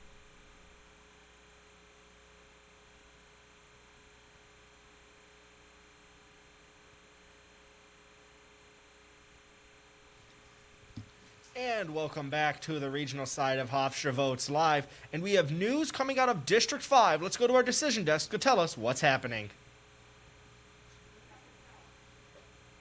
Polls continue to close across the nation. Let's check in with our analyst, Madeline Greenberg, for an update.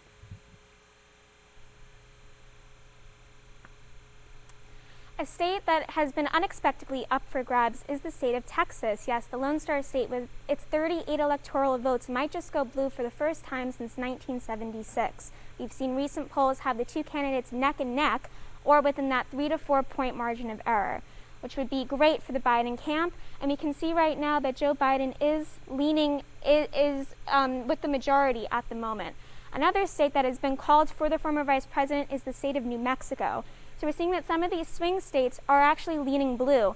And we know that women in red states are actually pulling that Democratic poll, which is excellent for the former vice president's campaign. That's all I have right now. Back to you. We are going to go back now to Max at the regional desk. Thank you very much again, Eric. And a lot of interesting things are that Joe Biden is winning states that weren't really up for grabs before. I mean, you see Texas, he has the lead. And looking at a regional scale with some candidates who have that advantage, I think we have to go back to 2018. AOC was able to beat a 10-time incumbent and take her district in a huge upset. Rachel, Frank, where are we seeing that in Long Island right now, where maybe a district that originally was projected to go red is looking like it might go blue, or the reverse? Well, a lot of this is like a puzzle. A lot of it's still unsolved. We're still waiting for more results on the night. District 5, Gregory Meeks has no opponent. In 2018, he won 100% of the vote, also had no opponent with 160,000 votes. He's been in Congress for 22 years, and he's running for his 12th term. He's a huge advocate for social justice and economic equality. And now we're going to go to Frank for a bit more information about the winning candidate. Yes, guys, we were seeing some news regarding the results of the race in New York's 5th Congressional District. Representative Gregory Meeks of the Democratic Party is the projected winner of the district. He was also the only candidate actively seeking office in the district. The win marks his 12th term in Congress. We're going to get more information about this win from our correspondent in Long Island, Sam Sire. Yeah, so like you guys said, Gregory Meeks won, or is the projected winner for New York's District 5.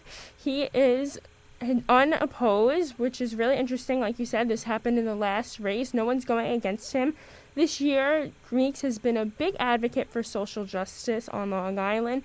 He has supported the Black Lives Matter movement. He's called for justice for Breonna Taylor, who was killed in her home, which is really tragic. And this district has a big minority population. It's about 50% Black, 20% Hispanic, 15% Asian. So I think, this demographic has really supported him and everything that he stood for. His district has also been heavily affected by COVID-19. His district includes Queens, like the city.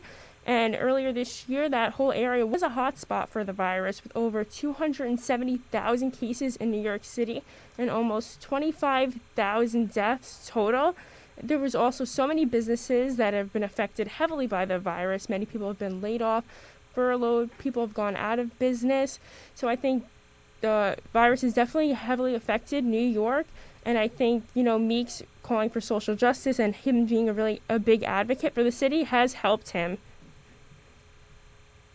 Sam, District 5 covers both Long Island and Queens, covers Nassau County and the Queens area, covering from Rockaway Beach up to the middle part of Queens. And you said that there is a large minority population as well in that district. How much of a factor would you say it was that in Meeks getting re-election, albeit with no competition, but still having the support behind him? I think this has definitely been a big help for him because he's been such an advocate for social justice. He supported the Black Lives Matter movement. He supported calling for justice for Breonna Taylor. So I think just him being an advocate in this district that has a big minority population has really helped him because he shows he supports those people and he really wants to help them advance their lives and make a change. And I think everything that he's done and just his whole platform really shows that.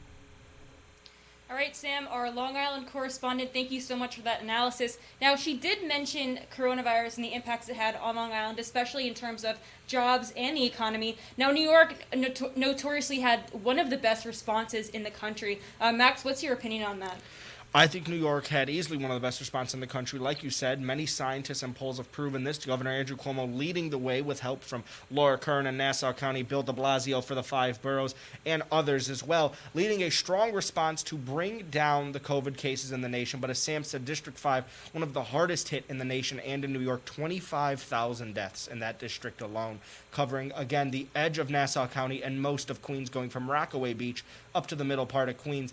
Rachel, that has to have been a huge response, and to see a downturn like that is just a positive sign of how good the COVID response has been by the state of New York. But let's not forget there's been a lot of hardship in New York, especially with poor communities that they didn't have enough resources or PPE to stay safe during this pandemic, and a lot of those communities are feeling the effects a bit harder than everyone else.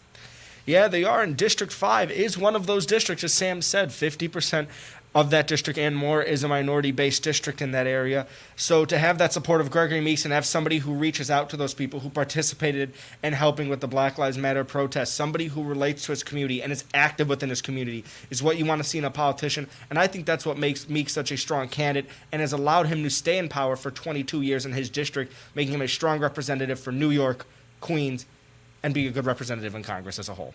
And you want to see leadership in a congressional candidate, especially going through so many issues like civil rights protesting and the coronavirus pandemic. For more on this, we're going to our New York City correspondent, Athena Dawson. Athena, what are you seeing in terms of these issues? In New York City started off with having New York City started off in the pandemic with having the worst cases of coronavirus that we had seen, especially during the March and April months. Currently, New York City has over 500,000 recorded cases of COVID. However, Governor Cuomo worked to flatten the curve, whether it was daily briefings, closing restaurants, and shutting down the New York tourism industry to ensure that people that live in New York City would be safe. The New York City positivity rate right now is currently at 1,500%. Sorry, 1.5%. My bad, guys. This is a drastic change from the beginning of the pandemic when we saw COVID cases skyrocket. In addition, essential businesses had went down to 25% capacity, which really helped to flatten the curve.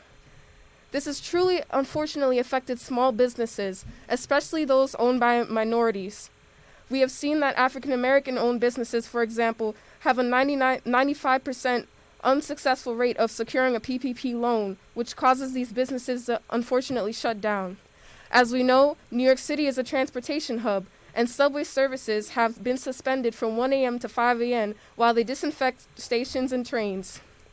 In addition, New York City and California have two of the biggest school districts in the United States, and New York City public schools adapted to online learning, which also helped to flatten the curve.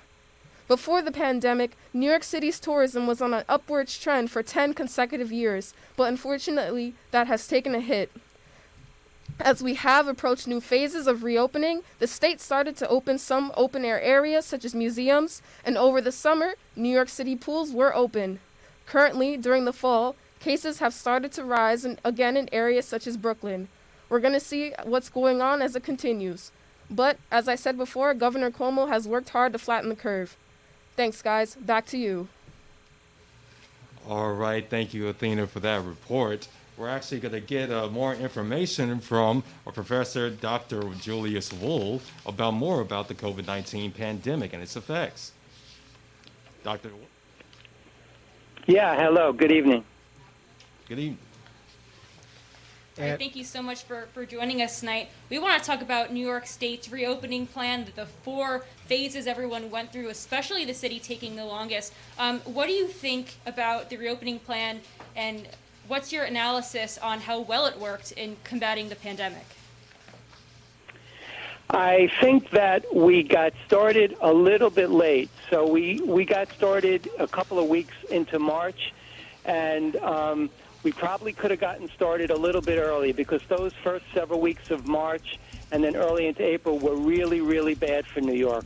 You know, for New York City in particular, for Nassau County and Suffolk County, the metropolitan area, we were really hit hard. We were the highest, COVID infection rate and mortality rate in the entire country for several weeks in March and April.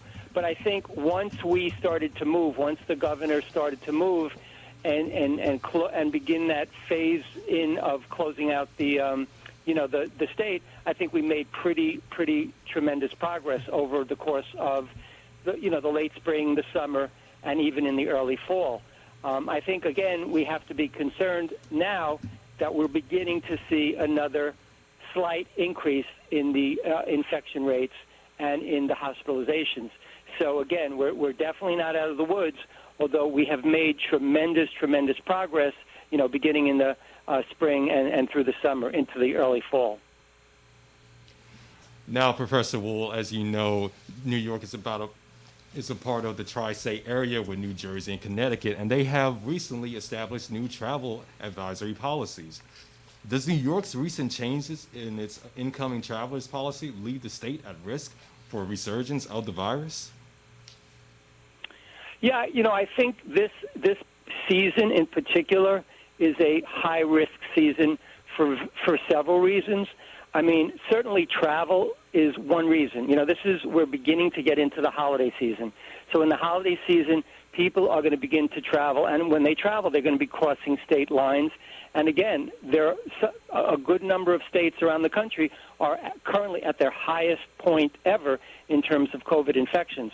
So the fact that we're really just entering into the peak travel season, between Thanksgiving and Christmas holiday, the New Year's, yeah, that in itself, as people travel across other states, particularly those states around the country that have very high positivity rates, that is going to represent the risk because those people are going to be coming into New York.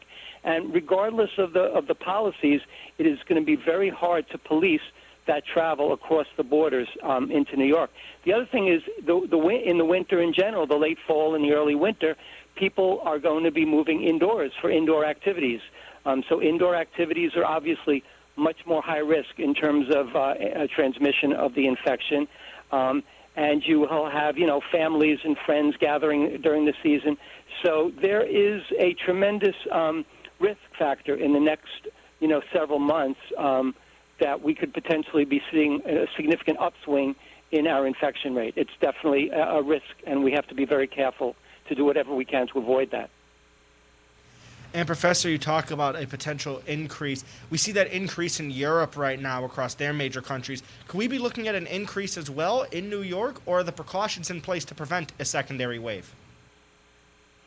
No, I think we have pretty strong precautions in place. Again, even recently when we started to see pockets of increased infection rates in Brooklyn and Queens and in some areas in Westchester County, the governor put in some restrictions in terms of gatherings and business and schools in those areas where the infection rate went up. So I think we're taking the appropriate actions at the government level. But again, given the fact that people are going to be gathering indoors during the holiday season, they're going to be spending time indoors, and again, with family and friends during the holidays, it's going to be natural. I think we're also going to have to be concerned about what I would consider COVID fatigue.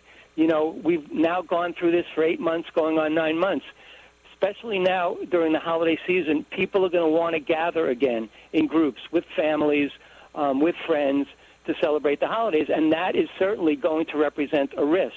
For all of us in New York, and especially if it involves travel for people traveling to those states around the country where the COVID infection rates are literally at their peak right now. So we are entering into a risky period, and everybody has to be extremely concerned. Everybody has to practice, all of the common sense public health measures, and be extraordinarily careful because we are certainly not out of the woods by a long shot. All right, Professor, let's talk about more international issues and the response in other countries. A lot of other areas are instituting month-long lockdowns again. For example, Germany and France are locking back down because of spikes in COVID. Can we expect something like that here, especially in New York? Yeah, our approach to COVID has been very different than other countries. So we have taken, and again, this is under the leadership of President Trump and his administration, we have really taken a state-by-state approach. We've not had a strong federal response where there's been federal regulation or federal requirements with respect to public health measures, including lockdown. So I don't expect on the national level there to be a strong federal response over the next several months. Certainly within New York State, the governor has shown that if that infection rate goes above, right now the threshold is usually between 3.5% to 5%. If a positivity rate goes north of that 3.5% to 5%, the governor has demonstrated that he will impose restrictions and various levels of lockdowns depending on the level of the infection rate at any given time. So yes, certainly in New York State, we could be in for that if the infection rate would rise into that 3.5% to 5% range. I don't see any kind of across-the-board federal type of regulations because that is just not the approach that we have had under the Trump administration in the United States, which is very different than the approaches that the other major Western European countries that you've talked about have. They've taken a much more national approach to regulations. We haven't taken that approach under the current administration. Now, Professor Wool, the nation has witnessed countless examples of Donald Trump's feud against Dr. Anthony Fauci and what he has to say. Donald Trump continuously downplaying him. What do you think about Trump wanting to fire Dr. Anthony Fauci? It would be a major significant loss to the United States. I mean, he is the leading infectious disease specialist in the country, in the CDC. And I think what we've seen, unfortunately, over the last, 6 to 8 months has really been a very significant politicization of the CDC. Historically, the CDC has been a totally scientific, bipartisan organization, right? Neither party has tried to influence the scientific communication of the CDC. The CDC has communicated best scientific, best public health practice to the American people for decades in Democratic administrations and Republican administrations. Unfortunately, in this administration, we've seen really for the first time in history that the administration has attempted to influence the CDC, and in particular, Dr. Fauci. So that would be a tremendous, tremendous loss for the United States in terms of our ability to come up with a, national strategy to combat this infection.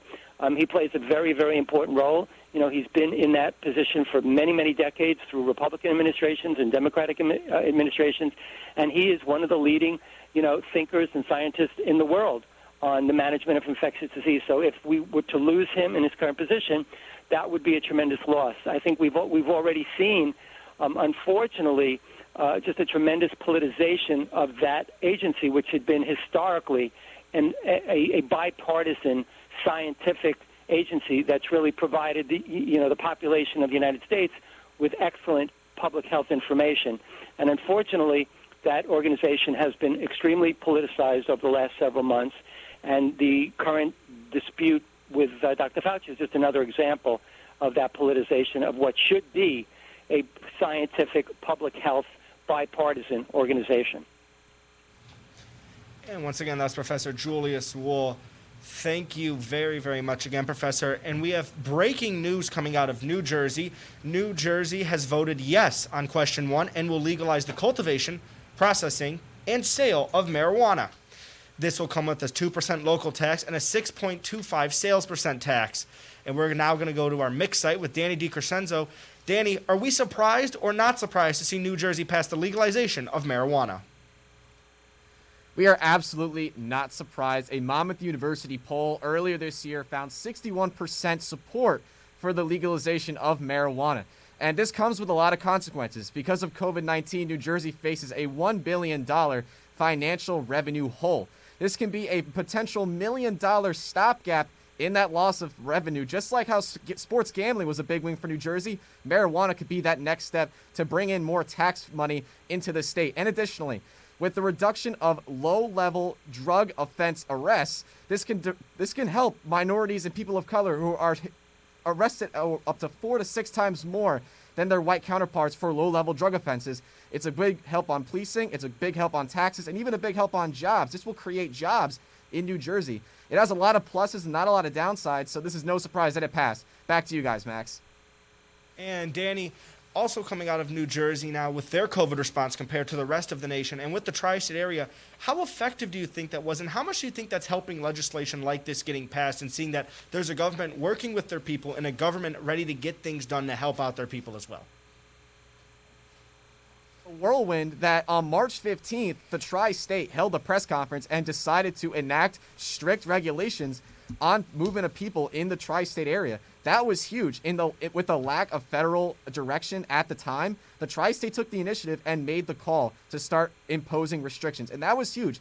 That laid the groundwork for the great way they've flattened the curve that we see today. Now, even though we are seeing upticks as of right now, this puts the states in great positions to manage this slight uptick of COVID. And it just comes down to, are the people fatigued of COVID? Are the people tired of listening to restrictions? We'll have to see. But the culture change of the tri-state has made that seem a little bit unlikely. Max? And thank you very much again, Dan. Frank, Rachel, marijuana marijuana legalization now passed in New Jersey, and it's been the one thing that breaks apart the tri-state area.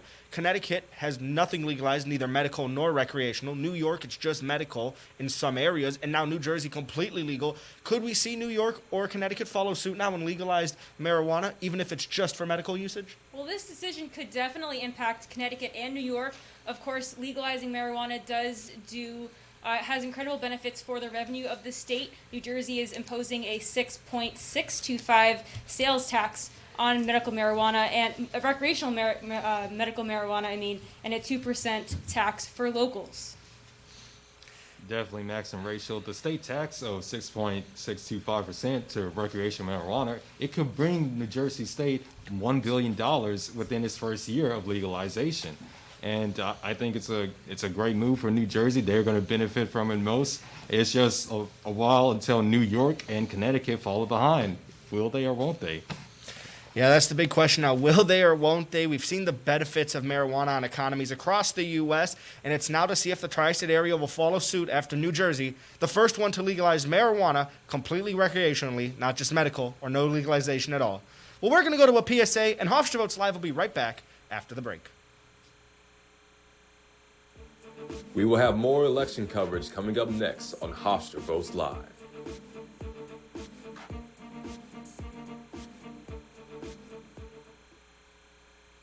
There was an old woman who lived in a shoe. She had so many children, she didn't know what to do.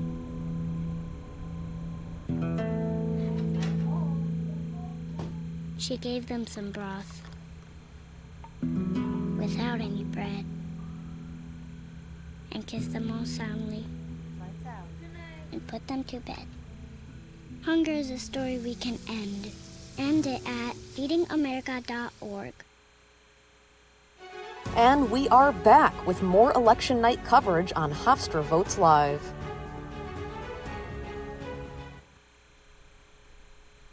Welcome back to the national coverage of the 2020 election by Hofstra Votes Live, streaming on Facebook, YouTube, and WRHU Hempstead. I'm Crystal Bermudez. Eddie and Eli, can we get a quick check-in? We've been talking a lot about the road to 270, and now we should look closely at Texas. What do you guys make of the overall results that we're seeing right now? Well, many Democrats have suspected that Texas could potentially go blue in 2020. It is still too close to call. We're within the margin of error for polling data, Eli, and Texas is still up for grabs this early in the night. Very shocking, but very surprising for Democrats. Texas could definitely be on the table. And to talk a little bit more about Texas, we're going to go to Juliana right now at the decision desk for an interview. Juliana? Thank you, Eli. Yes, with 46% of the reporting in for Texas, we see President Trump up by exactly 1%. I'm here with Zevin Schuster to talk a little bit about Texas. Zevin, what do these numbers mean? Well, these numbers are pretty fascinating. Obviously, Texas has been red for a very long time. This race is going to go late into the night. And the fact that Texas is now a battleground state really throws the election up for grabs. Now, why is it that Texas has become such a battleground state in this election? Well, yeah, well, I mean, you have so many minorities moving from California into a place like Texas. They have Latinos are expected to outnumber whites by the 2022. Half of kids under 18 are actually Latinos, so you have a huge shifting demographic in Texas that's actually contributing to the new electorate. So now, can you talk about the Senate race a little bit? How close is it in relative to the presidential election? So John Cornyn, who's the Republican senator, is actually outpolling President Trump by a lot. He's actually he's winning by 8 points presently. So that Senate race is not as close as Ted Cruz was 2 years ago against Beto O'Rourke. So right now, the main focus is on Trump and on Biden, and that's going to go late into the night. It's going to be fascinating. Texas is now a swing state. Absolutely. Can you talk about the history, Texas, the voting history that is present in Texas? Well, I mean, Texas has been Republican for a long time. They haven't voted for a Democrat for president in decades. So the fact that Biden actually has a puncher's chance, I would still give Trump maybe a 3 to 4 point edge. But the fact that Biden is actually competing in Texas is a really huge win for Democrats, even if they don't win. I mean, keep in mind, if Biden wins Texas, then it's over. So Trump needs to win Texas a lot more than the former vice president. Are there any polls you've been tracking that have been worth noting? So far, in terms of real clear politics, it's been pretty much around a dead heat. I would still expect Joe Biden. I would still expect Donald Trump rather to win by a few points. Again, he's just based on Texas's history. I'm still going to be a little bit nervous to pull the trigger and say that a Democrat is going to win. So, what has the voting been like in Texas? How are voters voting there? How are voters voting, like in terms of like demographically? The actual method of voting. So it's actually, Texas is very much like nationally. You have a lot of Democrats voting by mail, voting early. You have a lot of Republicans showing up in person, being a lot more willing to show up into the polls on election day. And so I think Texas may be a state where you might see a late, basically like a red mirage on election day, and then a blue wave sort of afterwards as the mail-in votes sort of get counted towards the end. Thank you so much, Zevin. Now we're going to take it back to our national anchor, Eddie Fitzgerald. Thank you so much for that interesting information on Texas, Zevin and Juliana. We're going to head over to Katarina, who's in the newsroom with Paige Strout. All right, thank you guys. Joining me now is Paige Strout, student expert on the coronavirus pandemic. Paige, thank you so much for being here today. So, New York, New Jersey, and Connecticut have all had similar travel bans in the past, and they opened together. Why is that? So, New York, New Jersey, Connecticut, all part of the tri-state area, were one of the main areas that was hit the hardest, especially earlier this year. So, in terms of guidelines and restrictions, they all placed similar guidelines and restrictions that were stricter than a lot of the rest of the country. Now, New Jersey is having to shut down again, but New York's numbers are actually doing better. So, they remain steadier than the rest of the country. What does this mean in terms of the pandemic moving forward? Yes, so I think because of how hard New York and specifically was hit, Governor Andrew Cuomo put in a lot of strict guidelines and restrictions, and now at least New York City's positive percentage rate is at 1.5%, Long Island's is at 1.4%, and Governor Phil Murphy of New Jersey, he stated that New Jersey's going into a second wave, and their current positivity rate is at 5.29%. Unlike from the end of May towards the end of September, to where they were under 5% in total. So clearly there's a big difference there. All right, Paige Strout, thank you so much for joining us. Now we're going to head back to Crystal. Thank you, Katarina and Paige, for that update. We're now going to take it on a conversation about the recent polls that we're seeing here, guys. Eddie and Eli, we have Biden currently winning Colorado. We have other states that still have not submitted a vote. We have in Missouri, Donald Trump winning that state so far by 52 to 46. Are there any key states that you guys are specifically looking at and are surprised by the numbers so far? Well, I am still shocked by Ohio. Again, a Democrat in Delaware County, Ohio, that has not won. A Democrat has not won that county since 1916, and Biden is currently up 49.5 to 49.2 in that specific county. If this is a similar situation to what we saw with what we were talking about earlier with Florida, and if Trump loses Florida, if Trump loses Ohio here, he's in the same vein again where he's got to pull out all the stops to make this one work and get to 270. When you really crunch the numbers, what you have to look at here is you have to sort of do some forecasting, right? So if we're looking at Pennsylvania, Ohio, Michigan, and Wisconsin, and then obviously, of course, we want Georgia and Florida to be in there. But if for whatever reason, North Carolina, Georgia, and Florida, all three go to President Trump, Biden still has a chance if he can pull Pennsylvania and either Ohio, Michigan, or Wisconsin. It's those three, Ohio, Michigan, Wisconsin, that Trump won in 2016 that Hillary Clinton was really banking on winning, especially Michigan and Wisconsin. She really thought she had those in the bag, didn't visit those frequently, and then lost them in 2016. And I think what Biden is hoping for is to pull Michigan and Wisconsin and Pennsylvania, and hopefully Ohio, which, as you said, would be remarkable.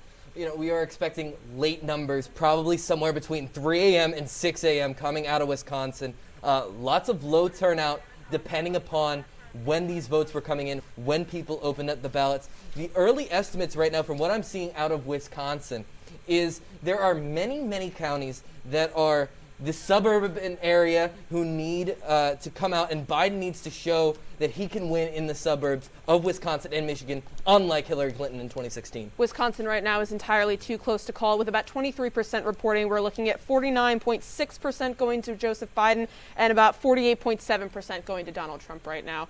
Crystal, final thoughts? Well, guys, those were some excellent points, but we are going to now take it to Umdalat, who is going to give us more insight in the Midwest. Thanks, Crystal. We are still gathering information on the Midwest while we're here.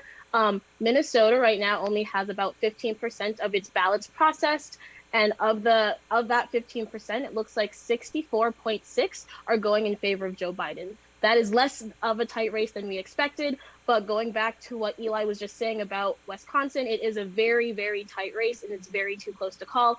Only about 37% of the ballots have been processed at this time, and of the 37 ballots, it looks like 51% are going to Joe Biden.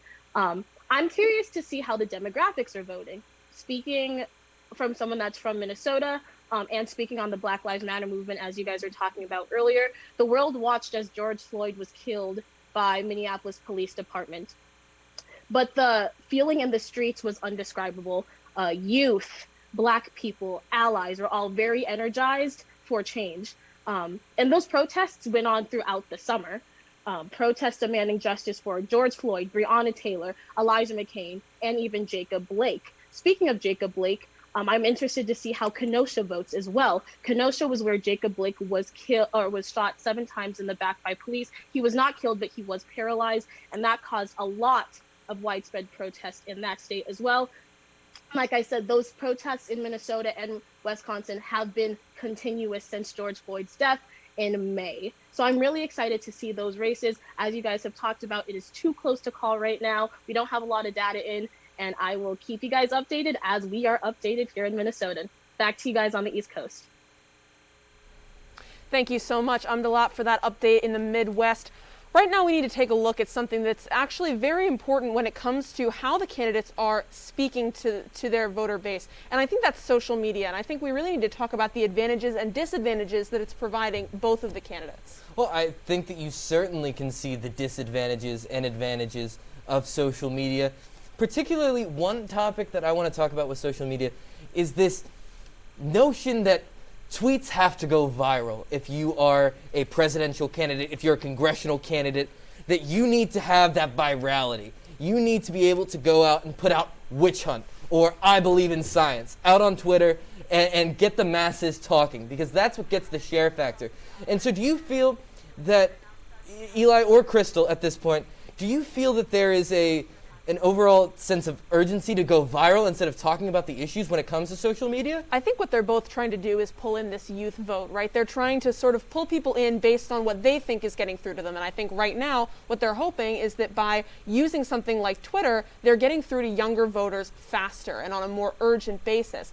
I think you have to talk about the advantages, though, of being able to talk to your voters so quickly, right? President Trump, especially during his 2016 campaign, he sort of made a name for himself by using Twitter. No president has used social media the way that our president has used social media, and it has been to his advantage. Some of his advisors don't think so. They've come out and advised him against using social media as frequently as he does, but he has used it to his advantage, especially when it comes to younger voters, and I think that's what former Vice President Biden is trying to do as well. Crystal, what's your take on this? Well, you guys bring up amazing points here, but one thing we should keep in mind is that being able to access so much information at the palm of our hands could be very, it has its advantages and its disadvantage. Again, it's no wonder why that big social media platforms like Facebook and Twitter have taken the extra measures of fact-checking these tweets and other posts as well. But then again, we have other politicians like Alexandria Ocasio-Cortez, who has used her platform to motivate the youth to go out and vote. She uses platforms like Twitch, Instagram Live, and other things like that, and has really done a great job in communicating to the youth. And so, again, we see that social media is a big impact in our day and age, and it really does reflect and impact how we see the election today. Well, we are at the top of the hour here. It is 10 p.m. on the East Coast. You are listening to Hofstra Votes Live, simulcast on the Heat Network and WRHU, Radio Hofstra University, WRHU Hempstead. Right now, we're going to take a deeper look at how social media has impacted this year's election with a package on social media and the candidates. President Donald Trump's use of social media has attracted worldwide attention throughout his term in office. Much of the tweets consist of personal vendettas towards some of his most prominent rivals, including presidential opponent Joe Biden. In a tweet released on October 8th, the president tweeted, "Joe Biden has no plan for coronavirus. All talk. He was a disaster in his handling of H1N1 swine flu. He did not have a clue," with his own chief of staff saying so. If he were in charge, perhaps 2.2 million people would have died from this much more lethal disease. On the other side of the aisle, Biden tweets against the president frequently. A few days earlier, the former vice president called for the president to take the pandemic in a more serious manner, stating, "Now that President Trump is busy tweeting campaign messages, I would ask him to do this: listen to the scientists, support masks, and support mask mandates nationwide." However, Vice President Biden does not shy away from making brash comments of his own aimed at the president. During his 60 Minutes interview, he referenced the president's view on the 9/11 attacks. Donald Trump says you have dementia and it's getting worse. Hey, the same guy who thought that the 9/11 attack was a 7/11 attack. Within the last few presidential elections, social media has been on the forefront for all candidates as a way to get messages across to their supporters. I think that they can't ignore social media. They can't ignore, for example, not only the posts and the reposts and the retweets on social media, they can't ignore the advertising, and they haven't ignored the advertising environment in social media. President Trump does more than simply use attack language in his tweets. For instance, he uses the platform to push his agenda on multiple issues, such as taxes, where he says, "Remember, Biden is going to raise your taxes at a level never seen before. This will not only be very costly to you, it will destroy our economy, which is coming back very rapidly." Both candidates have been using social media to gain the support of the American people when they hit the polls on November 3rd. And welcome back to our viewers. We're going to toss it over to the decision desk.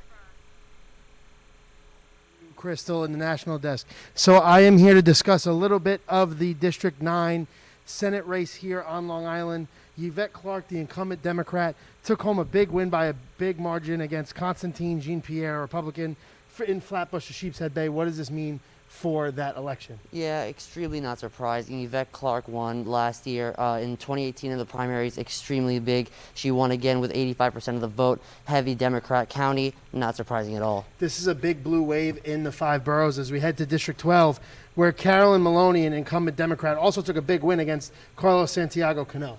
Yeah, Carlos Santiago Cano was the Republican candidate. He is a businessman, thought he could appeal to the Spanish community, which is over 50% in that county.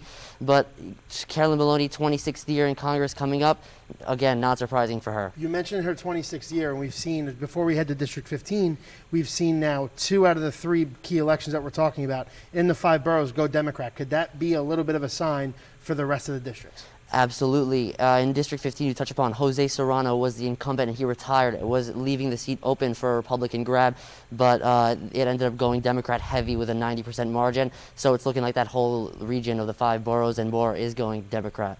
And as we've seen in District 15, as I just touched on, Richie Torres, a Democrat, also incumbent, taking a big win. What does that mean for the 15th district? Yes, again, that's a huge win for him, again, because that was going to be a vacant seat, and that could have been a really huge win for the Republicans if they would have gotten that seat, but it stayed Democrat, and that is going with the theme of the 5 boroughs. As we look, as you mentioned on the 5 boroughs, as we strand out to Long Island a little bit, we've seen a couple numbers come in, but nothing official yet.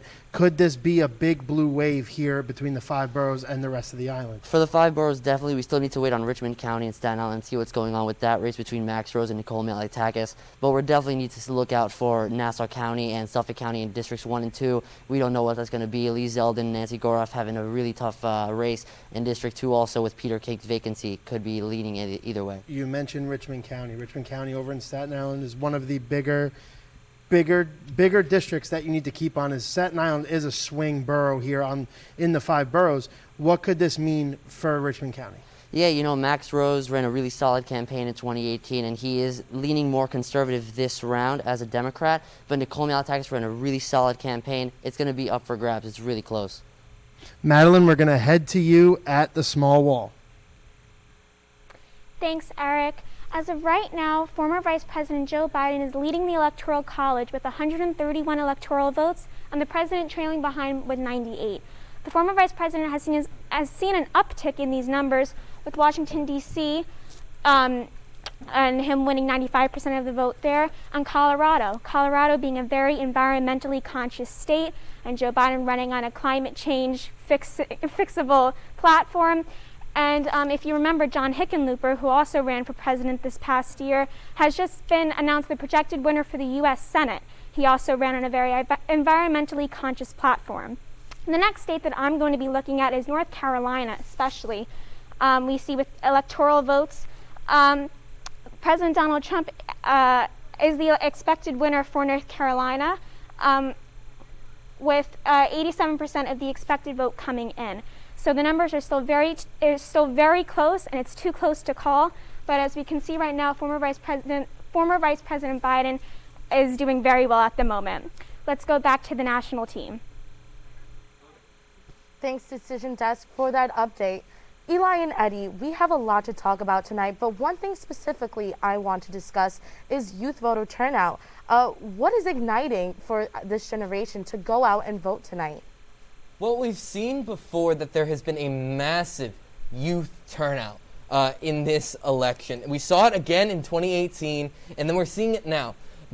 I think what has most energized these voters has been the coronavirus response, and then key issues like climate change and civil rights. We saw all throughout the summer the amount of protests with the new civil rights movement and how it affected young voters. And specifically, when we're looking at the numbers, according to the exit polls, most people who did not vote in 2016 or voted third party in 2016 have now switched over to the Biden campaign. And I think a lot of those votes, as you mentioned, are the youth votes. I think especially back in 2016, you had a huge push for presidential nominee Bernie Sanders, who did not win the Democratic nomination in 2016 against Hillary Clinton. I think you got a lot of youth that supported Sanders that did not want to vote for Clinton, so they didn't show up. And I think this year what the exit polls are telling us is that people that didn't show up for Hillary are showing up for Biden. And now we're going to toss it back over to WRHU for more coverage. Hello and welcome back to Hofstra Votes Live's regional coverage of the 2020 election.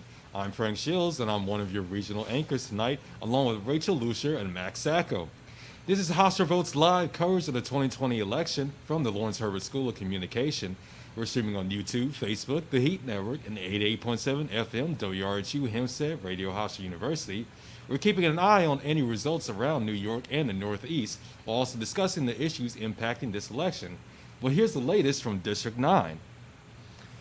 And District 9, 81% reporting in, but it has been declared Yvette Clarke gets the win.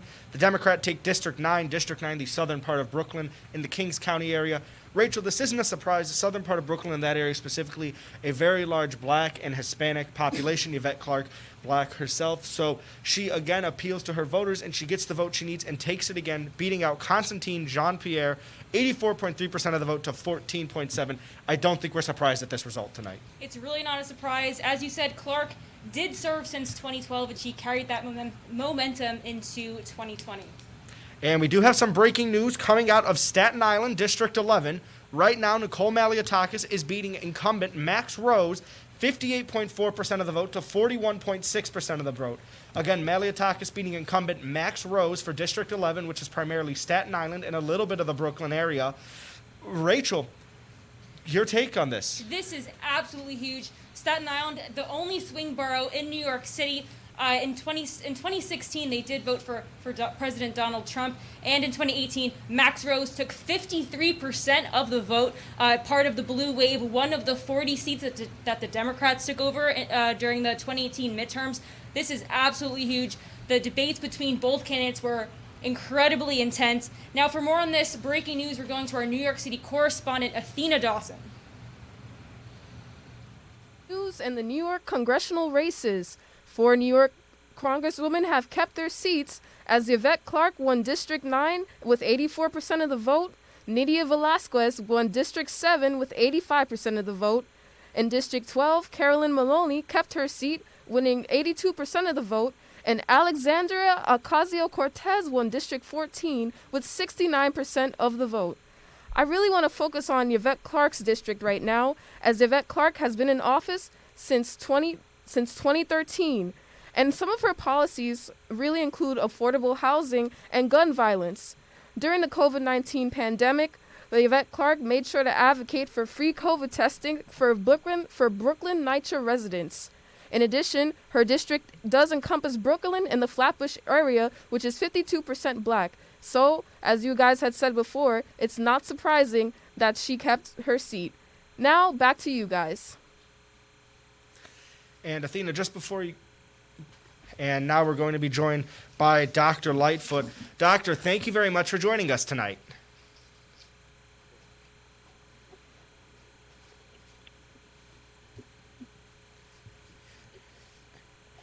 And Dr. Lightfoot, is there a delay with us? Dr. Lightfoot will be joining us in a little bit right now. But back to these elections, Rachel, we're getting results pouring in. Frank, you too, pouring in.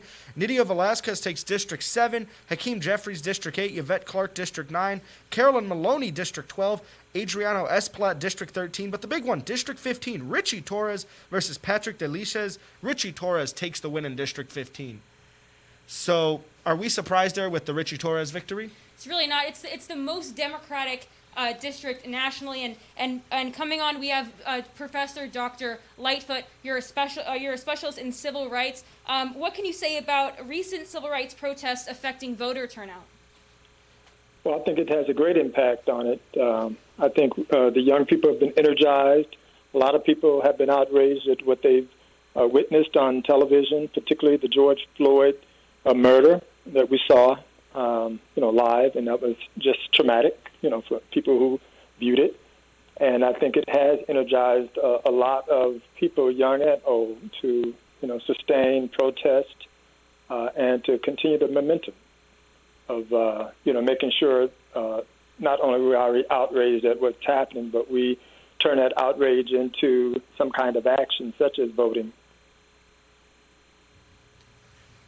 Dr. Lightfoot, President Trump has claimed that he has done the most for the African American community since Abraham Lincoln. How factual or unfactual is this statement? It is 100% non-factual. He's a liar. The liar and thief, I call him.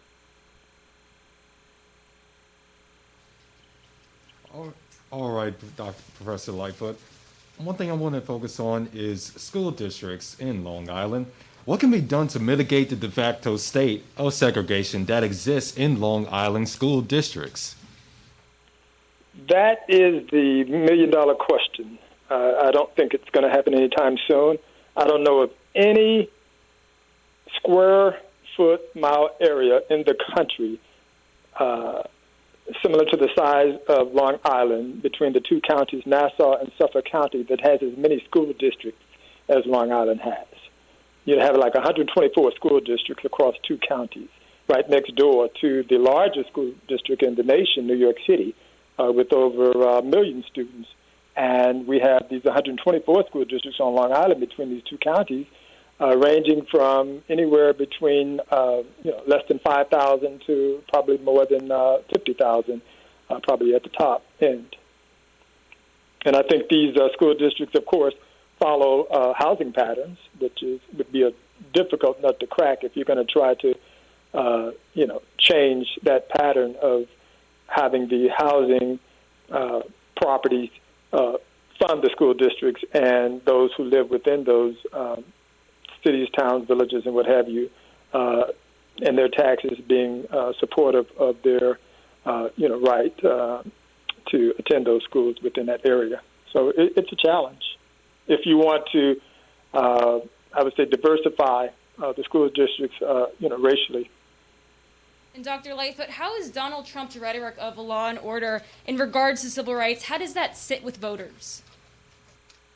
Well, it depends on what voters you're talking about. So, I mean, he has his base, and his base is, pretty much going to go along with him, and his enablers, I should say, too, go along with him. But, I think it's offensive. His rhetoric is as offensive as it can be, insulting, disrespectful, and I don't think he, really understands. Oh, he may understand, but I don't think he really cares that he's being offensive and that he's, trying to be a president of all the people as opposed to just being the president of his base or people who support and like him.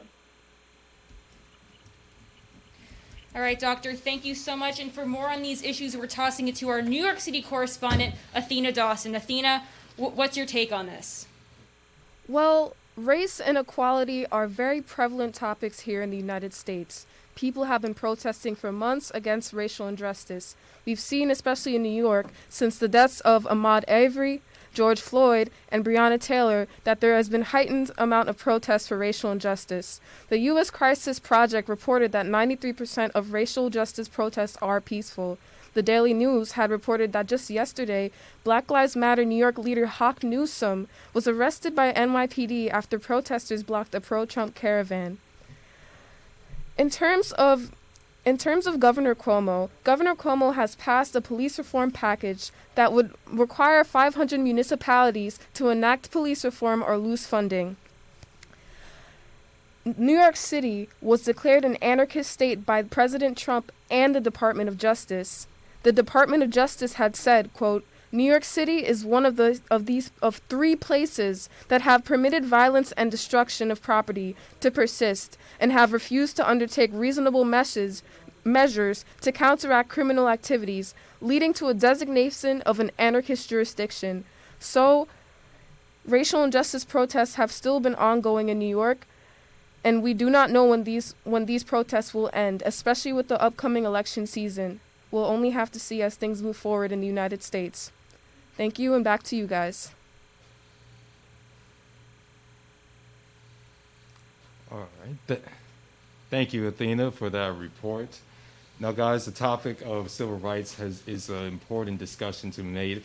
In the nation, these past few months, during the pandemic, we have seen racial injustice all throughout, from the tragic death of George Floyd, Breonna Taylor, Ahmaud Arbery, and just recently in Pennsylvania, Walter Wallace, and Trump being very critical of protesters vying for change. How do we think that this will sway voters in their decision this election? Well, not only is it swaying voters, Frank, it's swaying what's going on the ballot, specifically in Pennsylvania and places like Philadelphia and Pittsburgh. Things are going on the ballot such as anti-use of unconstitutional stop and frisk, other things like there needs to be an independent civilian review of the police every year. They are looking into this. They are looking into getting things on the ballot to prevent any more deaths that are cruel, any more deaths to kill innocent men for no reason. They are getting things on the ballot to prevent these and make a better future going forward. And police reform is a major theme of this year. It's the outcome of so many unjust deaths of black men at the hands of police. And we've seen a lot of reforms, especially in New York. Governor Cuomo has taken the initiative to change law enforcement and to put tighter restrictions on our law enforcement to keep them in order. And there's been many elected officials trying to find a common ground between law enforcement officials and Black Lives Matter protesters to find a solution to better ourselves as a society, to have a more functional law enforcement system, especially with the NYPD. I think what's been most interesting, though, is not only on the ballot, but you look at it, too. You look at how the protests have differed just between New York City and the 5 boroughs versus Long Island. The two differences there, New York City seeing a bit more of violent rioting and looting versus Long Island, where it was more peaceful protests through neighborhoods and streets. So it's very interesting to see this huge difference here. And Rachel, you might have seen this, too. Were you happen to see any or be by any during any of these protests? I'm from Queens. I'm kind of in the middle of the city and Long Island. I've seen a lot of protests in Manhattan, and I've seen news coverage of how passionate people are, especially in the counter protests. We have a Skype interview with Linda R. Williams. Linda, thank you so much for joining us tonight. Thank you for having me. So much experience. How are the many law enforcement agencies in New York different in their individual approaches to police reform? It's a collective effort by law enforcement across the country that every law enforcement officer are there to do their job to protect and serve. But of course, we're calling for reform for more accountability as we do our jobs. Linda, you are also the president of NOBLE, the National Organization of Black Law Enforcement, and you were part of the Secret Service as well. How has that influenced some of your policies, or even being the head of NOBLE as well? it gives me an overarching view from municipalities as well as the federal sector. Law enforcement is just that, regardless what level, if it's the local, state, or federal level, that it still is held to the same standards of professionalism, and of course to accountability. And that's what we have to do in the communities that we serve, that we have to be accountable. But it starts with us developing trust and make it a reciprocity that the communities that we serve trust us, but we can trust them to have our back as well as we do our jobs. Now, Ms. Williams, nationally there has been a debate over whether or not law enforcement agencies should be abolished or defunded.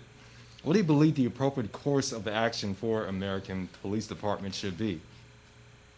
I think it should be a holistic approach. One of my agendas as the incoming president was a task force entitled Reimagining Public Safety. And that's looking at assessing it, addressing it, and correcting those actions. So we as law enforcement, when you say defunding, we have a different definition of that. Not to take away or to shut down law enforcement, but reallocate or even appropriate additional funding to the social services that we need as law enforcement officers to respond to specific calls. And let's talk about police brutality. There are statistics that show that law enforcement officials go after people of black people and minorities. What's the solution to better our law enforcement system to bring more equality and justice in our criminal system? We have to teach diversity and illicit biases, because people come with their own, prejudices and the way that they think. But it has to start at the top of an organization. That hierarchy has to make sure that that is not a tolerated practice throughout their organization. And when that structure is permeated throughout the organization, that you will be accountable and there will be consequences when you don't do that. And particularly when you withhold a person's constitutional right. And of course, that gives us the right to be able to protest peacefully and make those differences known. And now, you mentioned protesting peacefully. How much do you think peaceful protests and the civil rights will impact people going to the polls and going out to vote and make their voice heard? I think it's important because it's our constitutional right. But again, it's that fine line that you have to make sure that you're standing on the opposite side of the law. It's a fine line between our civil liberties and the law. But even that, just knowing your rights, knowing what your rights are at the poll, and then even the recourses when things may go awry, that you have to be prepared for that. But change comes after resistance, and of course you have to collectively go against that. And until these different instances in law enforcement with the brutality and the senseless killings that we see, we have to, until that is brought and recognized, will it only be addressed, and that these things can stop existing. And one last question here. Do you think that body cameras for law enforcement officials are effective? If they're used properly, absolutely. With everything, there comes instructions, there comes maintenance, and of course, there comes accountability. So, of course, if they're used properly, they serve as an aid to law enforcement as they do their jobs and know that they're covered, but to the very communities that they're protecting, that they know there's an accountability because it is being recorded. All right, thank you so much for that. We really appreciate your time. We're getting breaking news that Jerry Nadler has won District 10. This is not a surprise. Jerry Nadler is someone I followed very closely, one of the more established politicians in the House. Jerry Nadler has earned the nickname of the Ground Zero politician. His district, District 10, is where the Twin Tower attack was. This isn't a surprise. He's been in Congress for 20-plus years. Jerry Nadler gets his win, not a surprise here, and has a lot of support from other people like Ed Markey, like Biden. He has the support to back him up. But we're going to go to break now, and when we come back, more Hofstra Votes Live coming your way. Hofstra Votes Live's coverage of the 2020 election continues after this.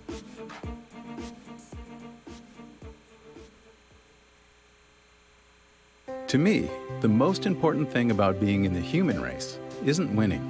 It's participating, living life to the fullest, emphasis on living. This is what makes life, life. Yet how much of life are we willing to miss out on? Untreated hearing loss affects our mobility. It increases the risk of falls by 50%. Good hearing health is essential to staying engaged and doing what we love. Hear well and stay vital. Get a hearing health check every year. And we are back with more election night coverage on Hofstra Votes Live.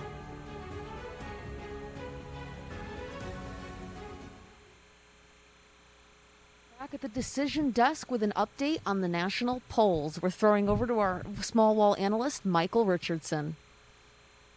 Thanks, Juliana. We got multiple things to tell you about tonight, and let's start with the great state of Alabama. In the state of Alabama, Republican challenger Tommy Tuberville has defeated Democratic incumbent Doug Jones. Certainly a smile on the face of many GOPers tonight, as any Senate seat that is part of the Republican Party is going to get them one step closer to the 51 seats they need for a majority. But perhaps one of the bigger stories of the night is going to be North Carolina. Now look, here's the deal. North Carolina is a pretty Republican state. It voted Republican every election since 1976, all but once in 2008 when it narrowly sided with candidate Barack Obama. But currently, the state is leading the president by only 1/10 of a point. Now, what does this mean? Well, first of all, the current president is likely losing support. It's likely losing a bit of support in suburban areas, but he's able to maintain that support in rural areas where he was really able to not only convince voters of his cause, but why the former vice president is not suited to the state of North Carolina. Counties such as Wake are likely to overwhelmingly side with the former vice president, but nevertheless, the president is still performing just a little bit better than the former vice president in the state of North Carolina. But I want to take you a little bit across the country to the great state of Arizona. Arizona, the prospect of Arizona becoming a battleground wasn't even a discussion until the latter months of the campaign. But currently, the former vice president is leading in the state of Arizona, and specifically, he's leading in Maricopa County. Maricopa County accounts for over 60% of the electorate in the state of Arizona. Simply put, it's incredibly difficult to win the state without Maricopa County. Currently, the former vice president is doing it. And not only is he doing it, he's doing it by nearly double-digit margins. If the former vice president is able to take Maricopa County, he is incredibly likely to take the Grand Canyon State. Why is he taking Maricopa County? Well, first of all, Arizona has one of the fastest growing Hispanic populations in the western United States. Over 31% of the electorate in Arizona is of Hispanic population. Now, it's not just the former vice president where the Democrats are very happy right now in the state of Arizona, but it's also the Senate. Mark Kelly, the former astronaut, is currently leading by nearly 15 points against incumbent Martha McSally. You heard that right, 1-5. That is a huge margin, even with only 40% of precincts reporting in the state of Arizona. Now, while it's still early, this could change. 2016 taught us that anything's possible, but currently the Democratic Party is likely very happy right now. That's all for me over here. Back to you at the national desk. Thank you so much to Michael on the small wall for that national update. We're going to look a little bit deeper at some of the numbers coming in right now. Different states are being called all across the country. Utah reporting, several polls reporting, Arizona at 75% polls reporting. Crystal, Eddie, what are we seeing right now on the national presidential and congressional races? Well, electorally, former Vice President Joe Biden is leading with 131 and Donald Trump having 108 in electoral votes. And one of the points you brought up, Eli, was Arizona, where Joseph Biden is leading with 54.2% and Donald Trump leading, following behind that with 44.6%. I find that pretty remarkable considering that this state has voted Republican in the last 5 presidential elections. What do you make of that, Eddie? Well, I don't think it's too shocking at all. We're seeing the early numbers come in and the early counts from those mail-in votes. We are not seeing a majority being reported from these more conservative districts. So it might seem very, very exciting for Democrats, but they might want to pump the brakes a little bit and wait till we see more of these numbers coming in, because as of right now, it does not look too impressive for the Democrats for the rest of the night in terms of Arizona. And then I want to also talk about some of the trades that we've seen in the Senate. Colorado, John Hickenlooper beats out the incumbent Cory Gardner, And then in Alabama, Doug Jones, who went off against Roy Moore in that special election, has lost to Tommy Tuberville. So Alabama getting another Republican back in the Senate and closing that gap a little bit. Do you think there's a reflection in these states between what the constituents want to see and what the numbers are currently reflecting? I think that there are certainly different factors that will always come into who votes where these decisions are being made. However, I think that when you're looking at a state like Alabama, who couldn't go for Roy Moore, they are getting Tommy Tuberville, and they get that conservative back into their Senate. Eli, please. Right now, we're going to toss to the newsroom where we have an interview on climate change, a very important topic recently, especially with young voters. We're going to go to Maddie Mento right now in the newsroom.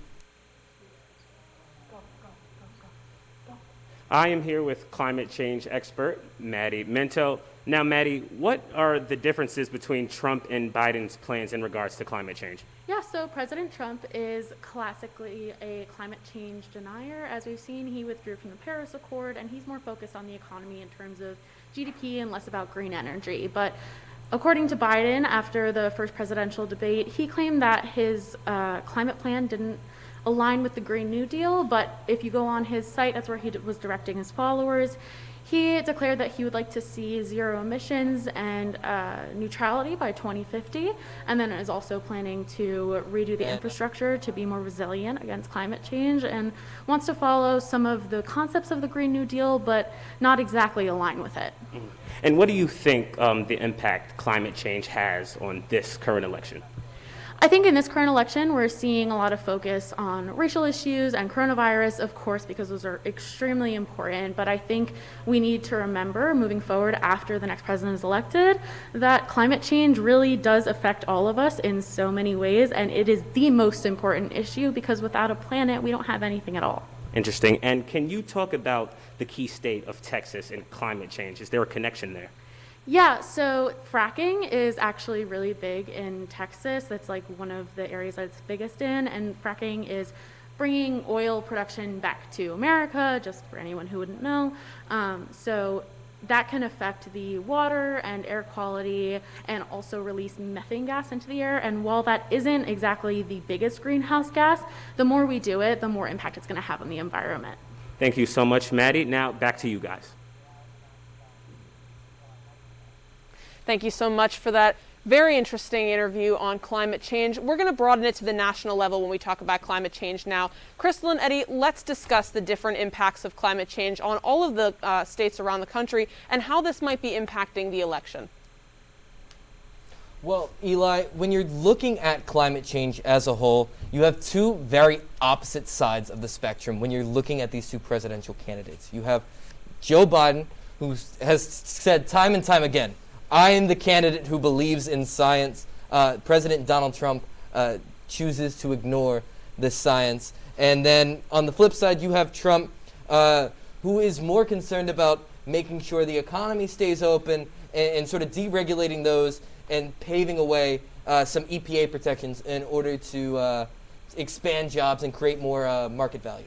And just to expand on that, Eddie, Trump time after time has called climate change non-existent, while Joe Biden is pro-fracking. And again, like you mentioned, this is two polarized sides, and we've seen time after time, and especially in these past months, we saw climate change happen in California where they experienced severe wildfires. How does this, these two opposing sides, does this cause more harm than good? I think that it certainly can't be good whenever there is a large figure disagreeing with another one about science and basic human nature when it comes to carbon emission and climate changes in general. I think, and Eli, I want to go to you. What states are we looking at in terms where climate change might be the deciding factor? Well, you really have to, especially if we're talking about fracking. You have to look at Pennsylvania. I mean, the race is still entirely too close to call. They're saying right now that they're not going to be reporting all of the numbers for Pennsylvania until at least Friday. Right now, President Trump is actually up in the numbers in Pennsylvania with 54 to 44% in terms of percentages that we're seeing there. So Pennsylvania, definitely. But all across the country, I think you're looking at the impacts. I think even places like California, which suffered from massive wildfires. But I think the most important part to really consider is that all across the country we're seeing the effects of climate change, and that's going to be an important factor tonight, especially for the youth vote. Right now we're going to take a short break. Hofstra Votes Live will be back.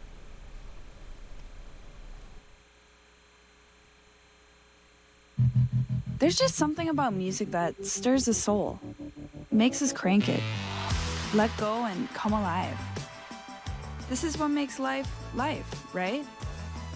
Yet what if too much of a good thing today could make us miss out on life tomorrow? 1 in 5 American teenagers now has some type of hearing loss. Loud noise is the most common cause. And these days, we're plugged in louder and longer than ever. Let's hear for life.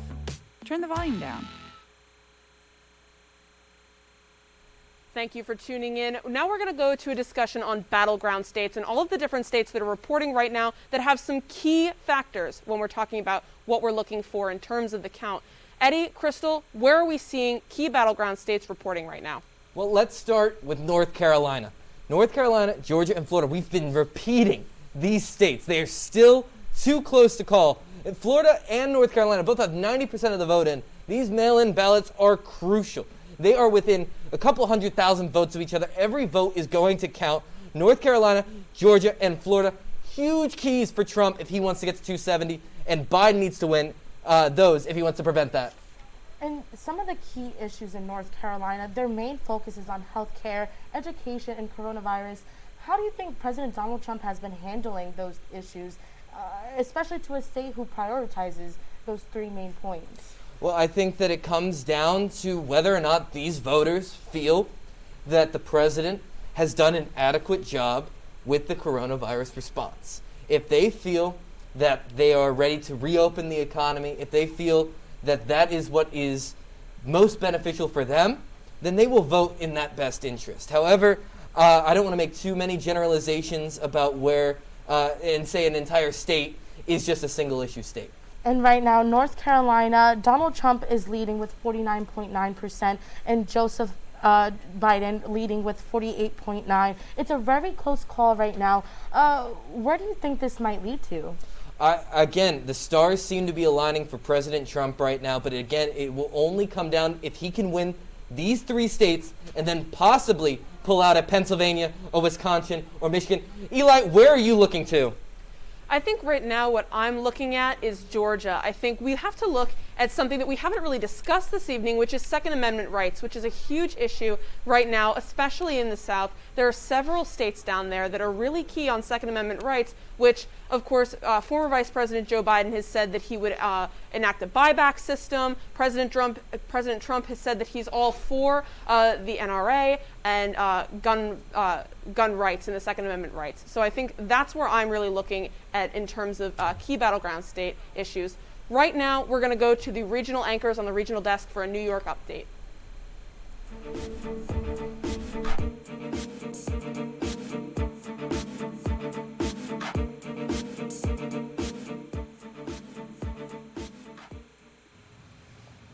Thank you, Eli. Hello and welcome back to the regional portion of Hofstra Votes Live. I'm Frank Shields. And things are really heating up here. We have a Pennsylvania correspondent waiting in the wings. Max, what can you tell us about Pennsylvania? Well, Pennsylvania right now is going red. 54.6% of the vote going to Donald Trump compared to the 42.7% for Joe Biden.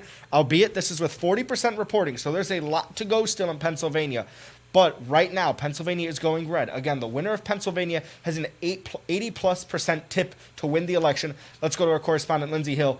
Lindsay, right now, it looks like Donald Trump is winning. Is there a factor that mail-in ballots could tip it back to Biden? As said, Pennsylvania seems to be turning red for this election.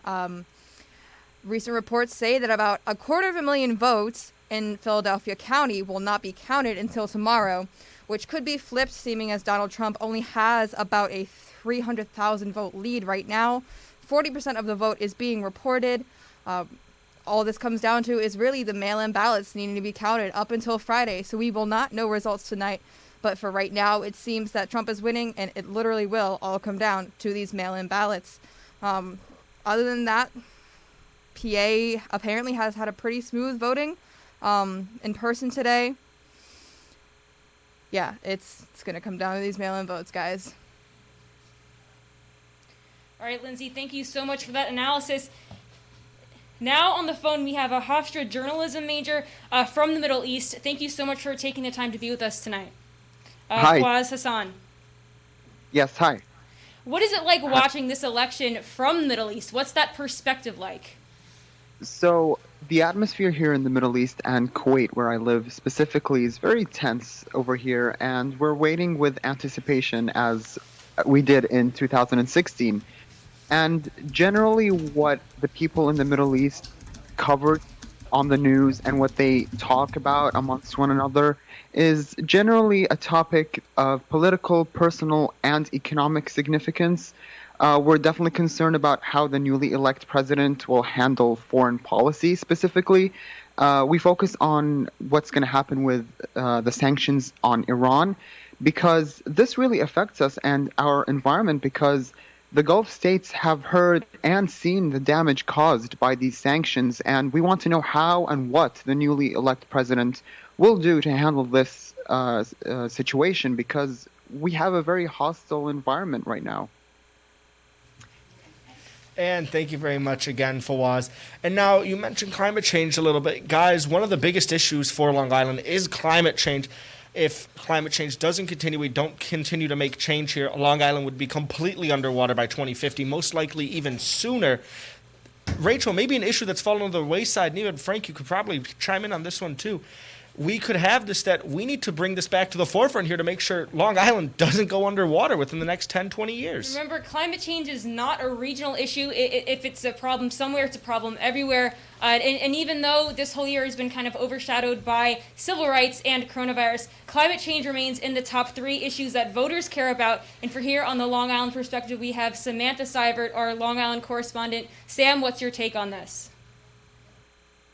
Hi guys, so I think we definitely have seen climate change affect Long Island. Over 8 years ago, we had Superstorm Sandy that devastated Long Island, leaving so many communities completely just devastated by flooding, tree damage. And while it's been a few years since the storm hit, so many people are still rebuilding and just getting back into their homes and their businesses.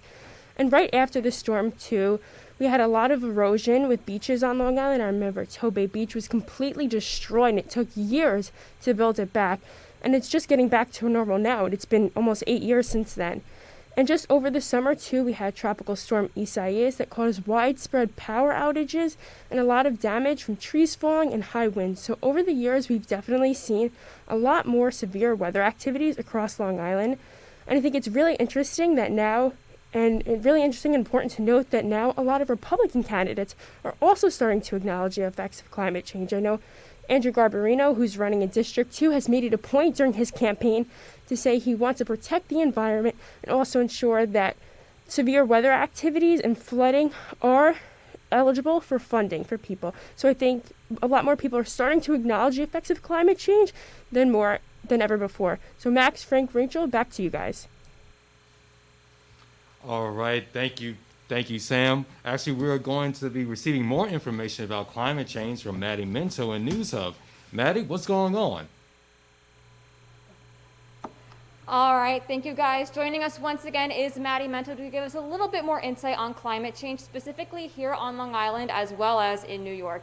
Maddie, thank you once again. So first question is, how is Long Island uniquely affected by climate change? Yeah, I mean, of course, we're a coastal part of the country, and after the UN climate report in 2019, it had some pretty devastating reports on Long Island, because if the sea levels rise even just 2 feet, we're going to see some pretty serious flooding in Long Beach, the North Shore, the South Shore, and more than we already have.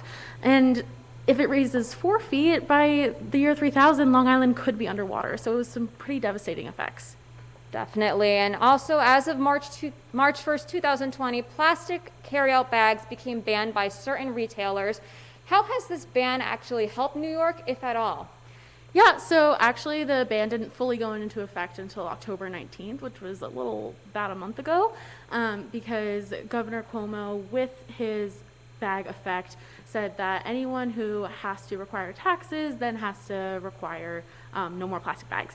So while it's a good idea in theory, the best alternative would be reusable bags, because the life cycle of a brown paper bag, which is what most retailers are using now, is actually more harmful to the environment because it's more wasteful and it can cause poorer long-term effects for the environment, even though it is recyclable, unlike plastic bags. All right, Maddie Mento, thank you so much. Now, Regional, we're going back to you. All right, thank you for that info, Maddie and Katarina. Now we're going to even talk more about climate change and its effects on Long Island, specifically Long Beach. Max, what's going on? Well, Long Beach, considered the beach community of Long Island. I personally am a resident there, and something that we face every year is the issue of climate change. I mean, Long Beach is the closest part of Long Island to the water, statistically looking at the island. We are the barrier island, and we are going to be hit harder, and that's an issue we need to face here on Long Island. The North Shore and the South Shores of Long Island are going to get hardest by climate change, and there needs to be change. There's been talks of renewable energy, setting up a wind farm in that area towards the ocean, but the issue comes up that it might not be the quote-unquote best for tourism.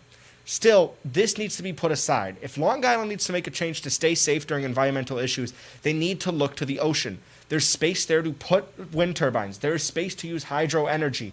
The Long Island has the space, they have the facilities. There's facilities in Montauk they can use this with. Long Island needs to take a turn to renewable energies if they want to avoid an energy crisis and prevent any more global warming, or at least slow it down so the island isn't completely underwater by 2050. And now we're going to go to our decision desk with Eric. He has updates on District 6. Eric, what's going on? Thank you. So Grace Meng out of District 6, the Democrat incumbent, with 62% of the vote over Thomas Zimmich, the Republican. And Matt, what does that mean for the 6th District of New York? This means that Grace Meng will continue to take control of New York's 6th Congressional District. This is very likely, as we saw going into this election. She was highly favored. She outraised Thomas Zimmich by a great deal. She won 2018's election by over 90%. Didn't win in that much of a landslide in this election, but still she continues to hold her spot in New York's 6th Congressional District. As we look at District 6, we have seen a lot of Democrats continue to win. What does it come down to? Is this going to be a continuation throughout the island and throughout the other districts? A lot of Democrat victories here. Most likely will be a continuation. We've seen Districts 7 and 8 also go Democratic in this election. As Grace Meng has promised her district, she will keep housing affordable for middle-class families, and she ensures public education will be available. Matt, thank you. We're going to kick it back to WRHU's main office. And thank you very much, Matt and Eric. Rachel, District 6 going to Grace Meng. I know that's your home district. That's your part of Queens. Is it a surprise here to see her win, or is this a result that we've been expecting since she announced her re-election campaign? It is not a surprise, but I'm surprised it's not a landslide. Meng is the first Asian American to be elected to District 6, as I mentioned earlier. And Thomas Zimmich, the challenger, he's a retired veteran, and he supports traditional American values. I spoke with him on the phone a few weeks back, and he pulled 55,000 votes in District 6, which does surprise me. And Meng has been an incumbent since 2012, so she is really carrying that momentum into 2020 during this unprecedented year, taking the win for District 6, her 8th year in Congress. And Grace Meng, an Asian American woman, District 6 also considered one of the most Asian American districts in the entire U.S., one of the top 5 most Asian American districts behind District 1 in Hawaii, and I believe one of the 30 districts in California. So not only is that, she appeals again to her population, as we've seen in these New York elections. She reaches out, she works with her community, and she knows who her base is, and she's using that to her advantage. Rachel, again, this is not a surprise to see her win, and she's brought good legislation forward as well to Congress. Exactly, and District 6 is one of the most diverse districts. It's home to Flushing, Queens, which is the pinpoint location of the most diverse area. So it's a very, very key district to win, and Meng did take it. For more analysis on this, we have our New York City correspondent, Athena Dawson. Athena Dawson, what's your reaction? Breaking news, as you guys have said before, Democratic incumbent Grace Meng has won her congressional race by 62% with 94,000 votes. As you guys had stated, this is not an upset, which is very surprising. Her district is 49% Asian and 36% white, which could play into her favorability, as people of her demographic probably see favorability with her. Some of her policies include protecting public school funding and lowering interest rates of student loans. So she really seems to be supporting the younger community and supporting people who have college debt. In addition, she supports veterans' issues and wants to require legal counsel for vulnerable immigrants. And on her website, she has detailed information about COVID safety and information on securing PPP loans for small businesses. Back to you guys. All right, I think those are some great points. We're going to toss to a break. We'll have more Hofstra Votes Live coming up next.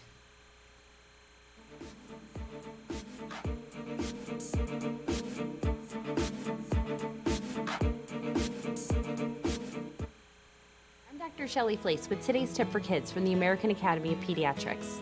If you own firearms, it's your responsibility to make sure they're always stored safely. Hiding them in a closet or drawer is not enough. Kids know where they are. Research shows the risk of injury and death is lower if guns are stored unloaded and locked up, with the ammunition locked in a separate place. This is important when children are young, as well as when they grow into teenagers. For more, talk with your pediatrician or visit healthychildren.org.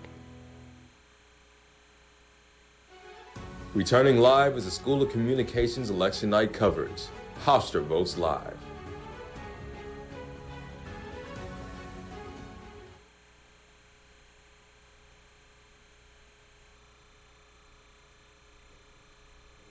Welcome back to the national coverage of the 2020 election, Hofstra Votes Live, a collaboration with the Heat Network and WRHU Hempstead 88.7 FM.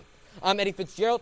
We have a lot more polls closing at 10 p.m. We're still trying to get the information out to you guys as best we can, but I want to turn to stuff that we've already seen a little bit today.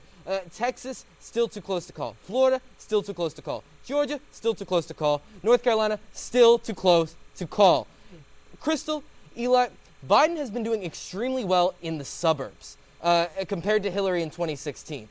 Does that give him an advantage heading into Wisconsin and Michigan, who still are only less than 50% of the polls in? Earlier, former Vice President Joe Biden really needs to pull either Wisconsin or Michigan if he hopes to win this election. Right now, it seems like Ohio is really running away with President Trump. Of course, as we've mentioned all night, there's no way to tell necessarily who's going to win the general election because there are so many ballots coming in with mail-in ballots. But if we're looking at Wisconsin and Michigan right now, both with 41 and 39% reporting respectively, I mean, right now they both look as though they're going to President Trump, but they're very close races. And as Eddie mentioned before, the suburbs is a part of these states and states around the country that Trump really secured in the 2016 election that Hillary did not. And for Biden to sort of be almost running away and pulling ahead with these suburban voters, I think says a lot about the demographic that he is pitched to as sort of this champion of the middle class, as he calls himself. And just to go off of that, being the champion of the middle class, specifically in Ohio, he reclaimed that he was going to get a lot of those union workers to vote for him. And right now we're seeing that they're actually in favor of Donald Trump right now. What do you make of that, Eli?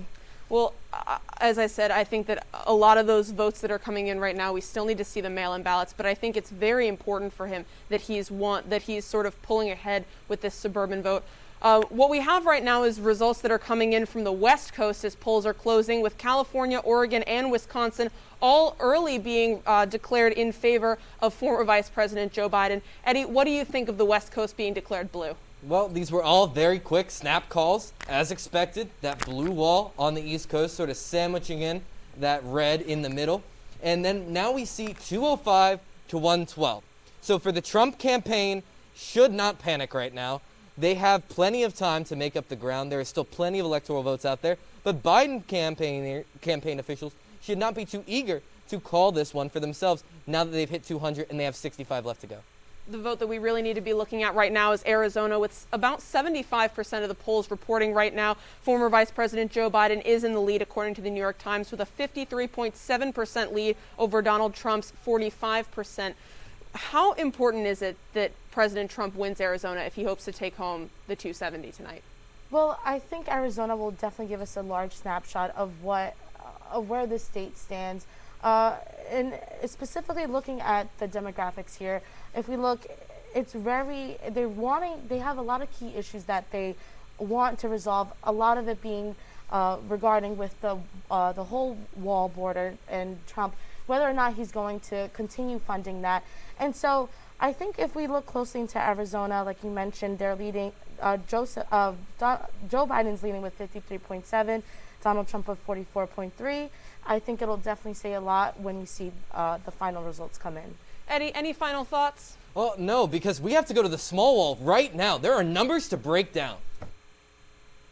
Sit back, buckle your seatbelt. We're about to go on a tour through the continental United States. And let's start with Missouri. Now, Missouri is the second biggest bellwether in the United States, behind, of course, the Buckeye State with Ohio.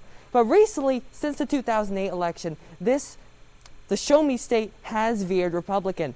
In 2008, it overwhelmingly sided with McCain. In 2012, it overwhelmingly sided with Romney. And in 2016, by 18 points, it sided with President Trump. Now, why is it such a huge margin? Well, with Missouri, there's a massive rural-urban divide. You got big cities like Kansas City and St. Louis on opposite sides of the state. And then you got the big rural wall on the south, on the north, and all throughout the state that really lends it that Republican support. Perhaps it will be able to maintain its bellwether status tonight, but we'll just have to wait and see. Now let's go to the state of Georgia. Now, Georgia, much like Arizona, was not considered a battleground until the waning months of the campaign. But currently, with roughly 60% of the vote, the president is leading by roughly 10 points. Now, double-digit margins are anything for a candidate to get excited about, but it is still very early in the night. If the president is able to amass the same support he garnered in 2016, with just a little more, perhaps through those mail-in votes, then he will very likely pick up the state of Georgia. But that's going to have to be a story that we will elaborate on throughout the night. Now, take a road trip for a few days and you are at the West Coast, the other part of the Blue Wall. California, Oregon, and Washington have all gone for the former Vice President Joe Biden. And this isn't too much of a surprise, it is to be expected. These states are Blue Wall states that were expected to side with the former Vice President, and they're doing it tonight. He's currently leading with 209 electoral votes. Not 270 yet. It's going to be very interesting to see it throughout the night. That's all from me over here. Your seatbelts unbuckled. Back to you at the National Desk.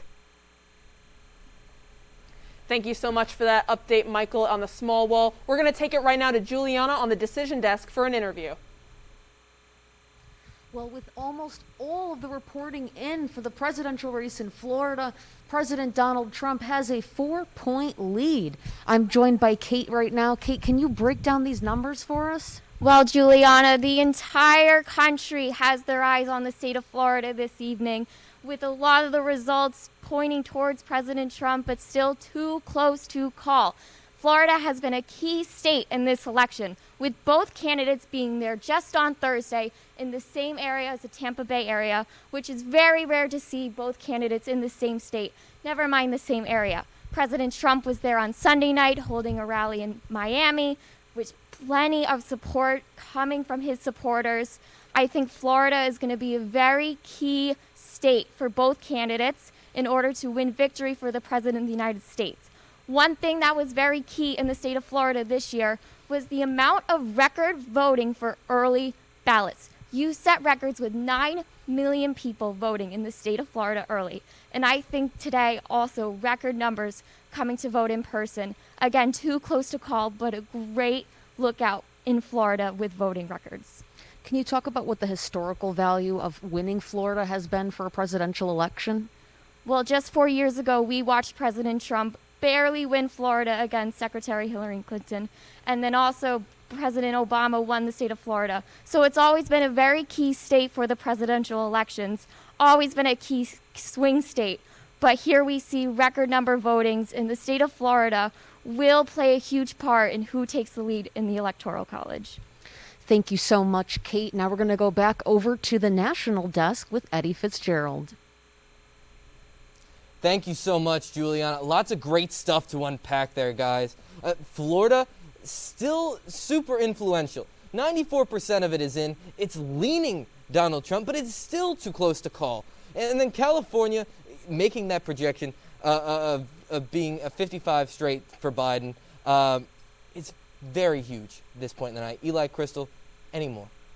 Well, I think when we're looking at California and Florida, we have to talk about the fact that they are two very different states in terms of what's important to voters. So if we're looking at California, obviously California has been impacted by the wildfires this year more than any other. So we really have to look at what they're thinking about when it comes to what they're voting for. Of course, climate change has come off as more important to former Vice President Biden when he talks about bringing us back into the Paris Climate Accord, when he talks about what he would do with things like that, whereas President Trump has said that he doesn't believe that climate change is a huge issue. Whereas in Florida, what we're looking at is health care. Most of the voters there want more health care plans and want their own private plans, something that's more important to voters down there, which apparently is helping the Trump campaign as he's currently winning down in Florida. They're also more concerned with COVID-19 as the spikes have happened in Florida. So clearly two very different issues. Voters in California being more conservative on the side of how they want to deal with the COVID-19 pandemic, having so many spikes, and then Democratic governor really cracking down on the COVID-19 effort. So I think what we really have to talk about is how different these two states are, regardless of how crucial both are to the campaigns. I think when we look closely even into Florida, a major factor that's playing in there, a lot of Puerto Ricans moved into Florida after Hurricane Isaias, and they moved there because of all the damage that was done, and a lot of them are upset with how President Donald Trump handled Puerto Rico and not giving them that much aid and help. And so they're also going to be reflecting in tonight's voting, in tonight's election, and we'll definitely see a voter turnout from a lot of Puerto Ricans in that demographic. Eddie, any final thoughts from you? Well, we're now going to go over and toss it over to Amdalat Ajasa for an update from Illinois. Amdi. Thanks, guys. I am here giving you an update from Minnesota. Things are heating up here in the Midwest. Just in, Ilhan Omar has won the U.S. House seat in Minnesota's 5th congressional district. Omar has been the center of scrutiny by Donald Trump. He has said that she, along with AOC, has plans to turn the Democratic Party into a socialist and communist party. He has also attacked her religion, being a Muslim woman, and he has also attacked her home country. In Iowa's Senate race, it looks as though Joni Ernst, the Republican incumbent, is currently falling to her Democratic challenger, Teresa Greenfield. Granted, there are only 22 ballots processed as of right now, but it looks like Greenfield is leading by about 54.7%. Joni Ernst got herself into a little bit of trouble with the economic instability in Iowa. A lot of people are blaming her for the issues that the state is seeing.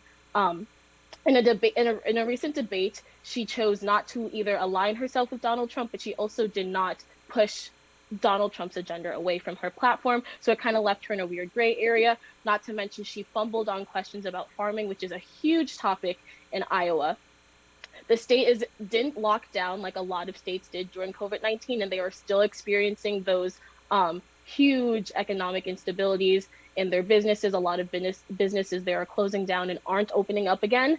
And like we said before, that state did not shut down like other states have. So people are really heavily scrutinizing her for that.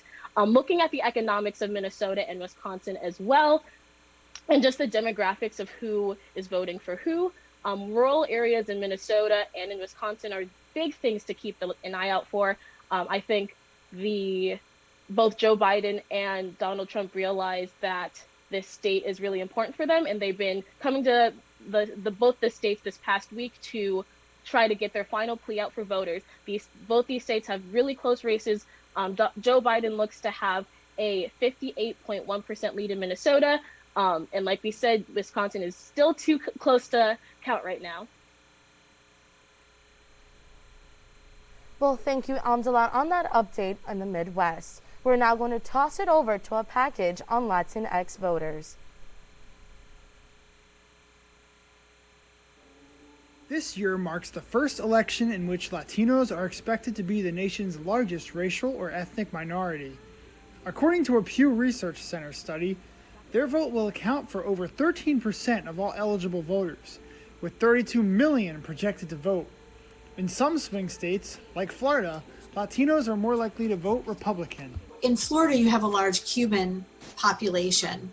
And so that percentage or portion of the Latino vote does tend to be much more conservative. The Latino vote is also present in red states. Some of them, like Texas and Arizona, are now considered purple states, with Joe Biden having a chance of turning them blue. You know, they are an important constituency, particularly in those two states. And the question just becomes, are they going to get out and vote? For activists, this issue is a common concern, as the Latino demographic has the lowest voter turnout. Particularly in, let's say, newer citizens of the U.S., they may not have the civic education that people that have grown up here have, so they may not have the access and the information to know where to get the registration, how to go and vote. The Latino vote will play a large role in the outcome of the election.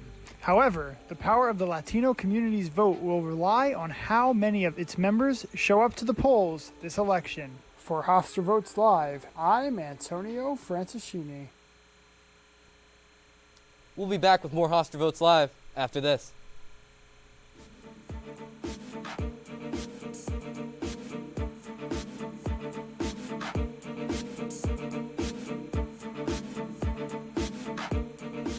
This is Kevin Love from the Cleveland Cavaliers. At times, life can feel scary, and we can get overwhelmed by anxiety. Mindfulness can help you get through these tough times. My nonprofit is partnering with Headspace to offer free content to help you stress less. It's as easy to do as this. Take a big, deep breath in through the nose, out through the mouth. In and out. Head to kevinlovefund.org/headspace and be kind to your mind.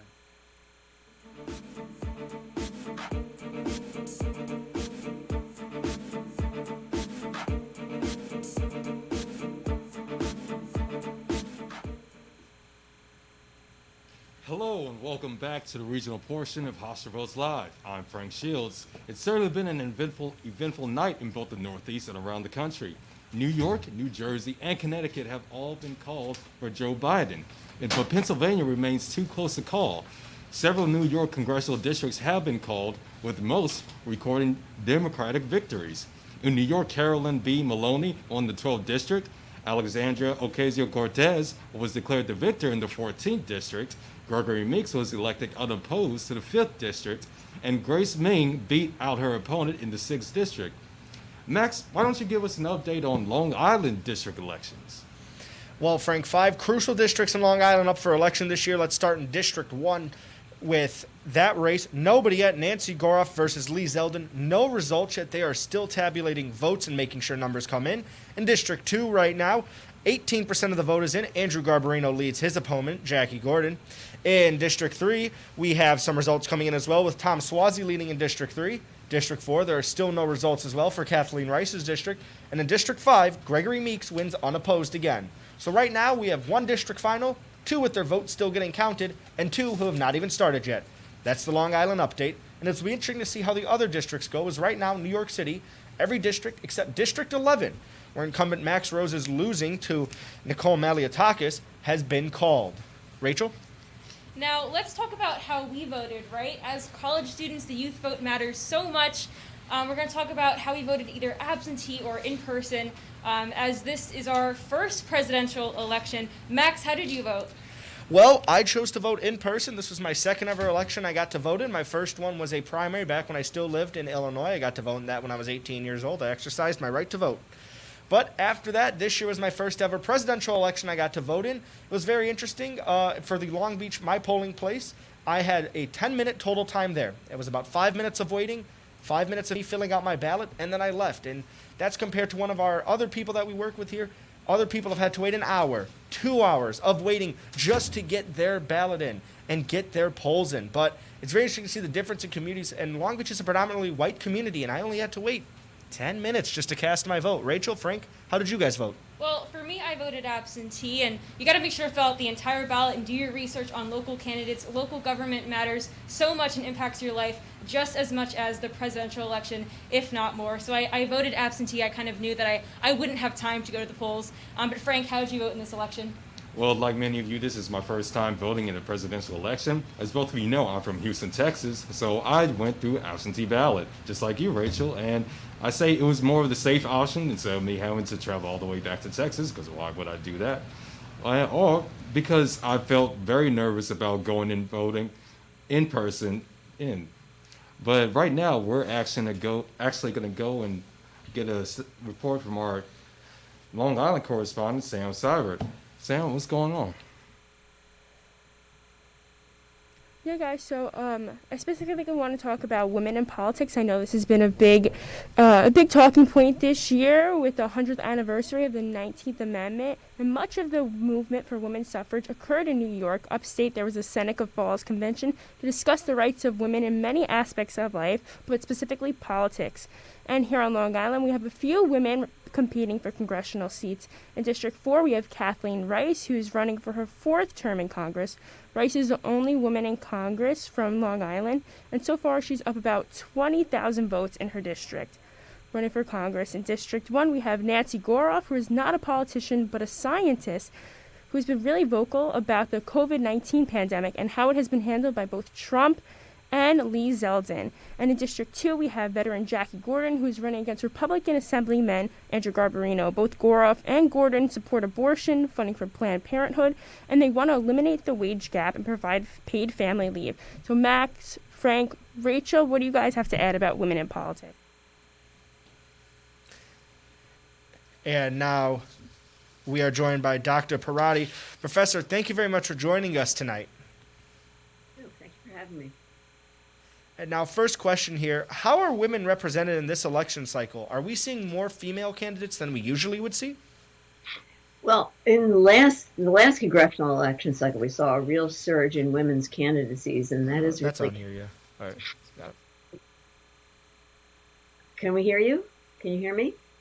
Yes, keep going, Professor. And so Congress, the current Congress has 127 women, which is a record number, 23.7% of the seats in the Congress.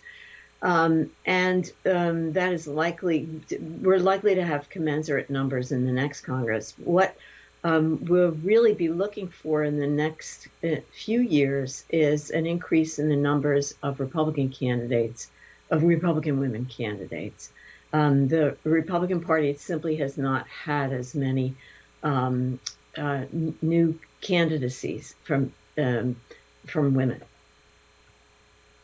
A lot of women are deeply concerned about losing their rights, especially in the Supreme Court, with the rushed nomination of Supreme Court Justice Amy Coney Barrett. Tell me about the concerns that women have in this country because of the 6-3 conservative majority in the court. Yeah, that it is a concern, and Judge Amy Coney Barrett has made it clear that she is not a supporter of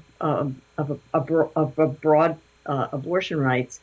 I think there are a couple of routes towards correction. If the Democrats win the presidency, Biden will have to think about whether he's ready to get behind a move to pack the Supreme Court, that is, to add additional seats to the Supreme Court. There are other kinds of things, too, that women have to be concerned about, and one of them, of course, is health care, reproductive health care, as well as in general health care. Women tend to be the caretakers for their families. So a great deal is at stake. And if the Democrats win, again, we can rely upon a Biden presidency and at least the Democratic House. It's not clear what's going to happen in the Senate to help to secure those rights. If that doesn't come to pass, then it's going to be a long few years of women's mobilizing to run for office and to support candidates for office in state assemblies, state senates, and ultimately, once again, in Congress in 2 years, in the House in 2 years. Now, Dr. Parati, one other question I had was, are the results of local and regional elections more relevant to reproductive rights and access to contraception than the results of the presidential election itself? It's a really good question, because reproductive rights also are dependent on zoning, whether or not clinics can be located, for instance, in an area. State legislative decisions, that is, state laws, because states have, there's quite a bit of variation across states about those sorts of things. And so your question suggests a really important fact for anyone who's concerned about reproductive rights, and that is, it's not enough to vote in national elections. It's really important to vote in local and state elections and to do your homework, as your correspondent just said, about the candidates, because it is local councils that do the that do the zoning and the citing of all sorts of land use, and it's state legislatures that make the policy regarding health and health care.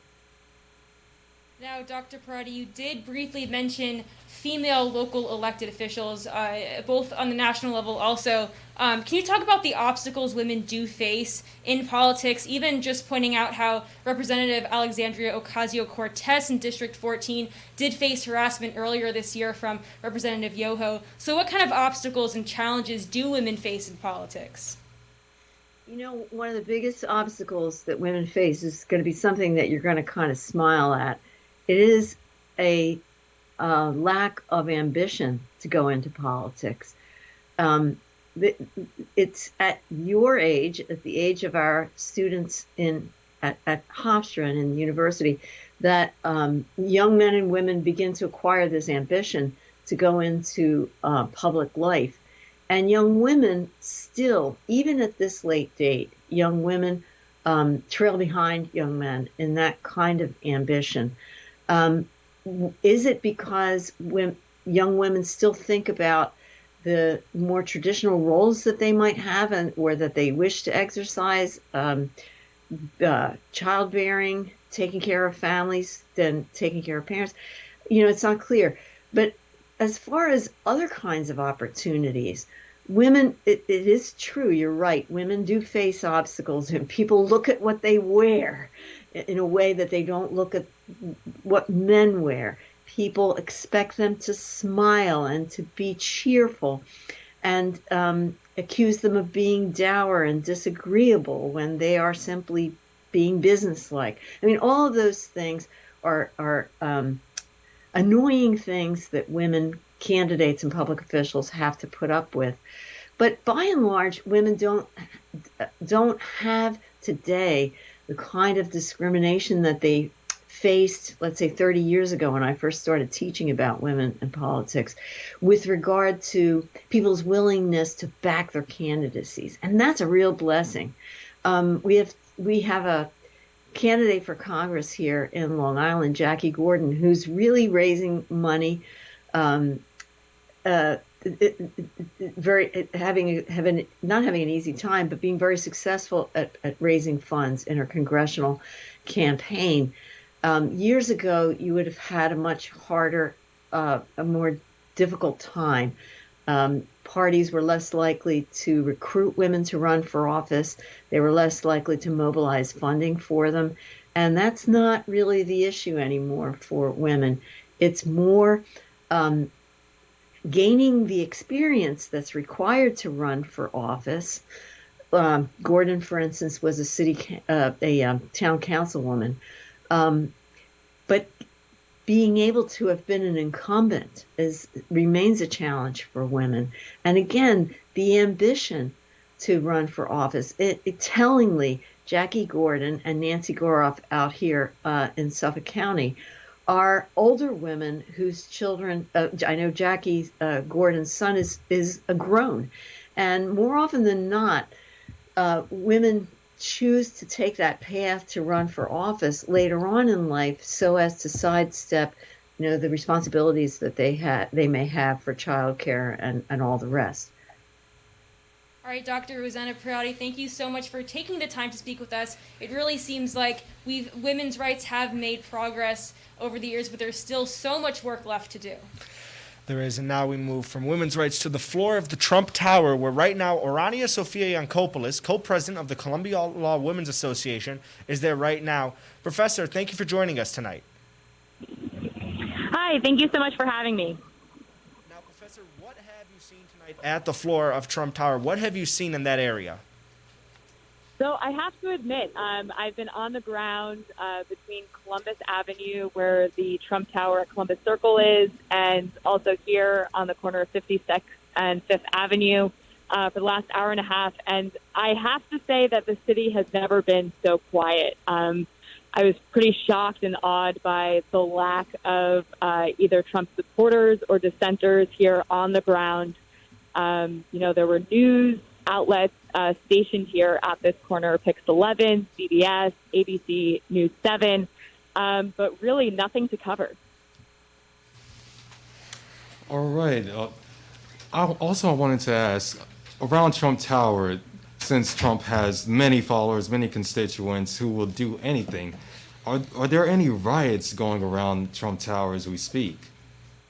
No, zero. The streets are remarkably quiet, remarkably empty. There are police officers stationed, both just patrolling the streets and in vans around the area, but no rioters and no supporters. I will mention that there was a group of probably 4 to 5 Trump supporters on the corner of 56th and 5th Avenue across from the Trump Tower.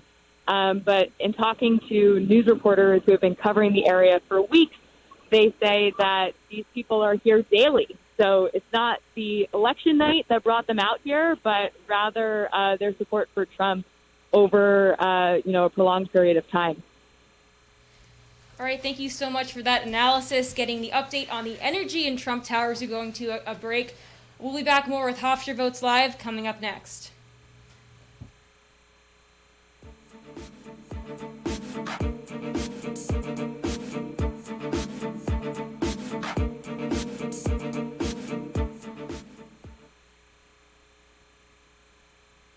Healthcare troops and first responders are on the front line fighting it every day.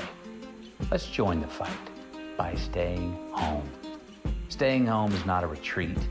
It's the most brave and aggressive weapon we have against this enemy. Because when we do stay at home, we help prevent overwhelming our hospitals while buying time for our scientists to find the vaccine. And that is how we beat it.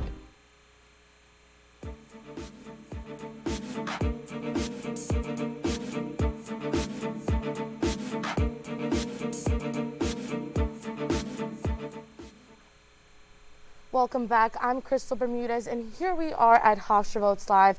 We're going to throw it over to the News Hub, where we can get more updates on tonight's election. Thank you, guys. Now I'm here with Editor-in-Chief of the Hofstra Chronicle, Melanie Haid. Melanie, how are you doing? I'm great. How are you? I'm good. Can't complain. So, what can readers expect from the 2020 election edition of the Chronicle?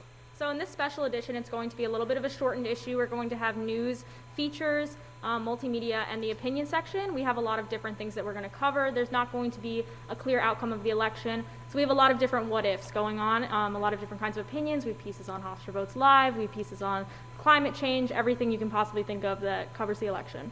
And I understand that you guys have been working remotely. What was that process like? How is it? It's a lot of Zoom calls, and it's a lot of late hours, a lot of communication on Slack.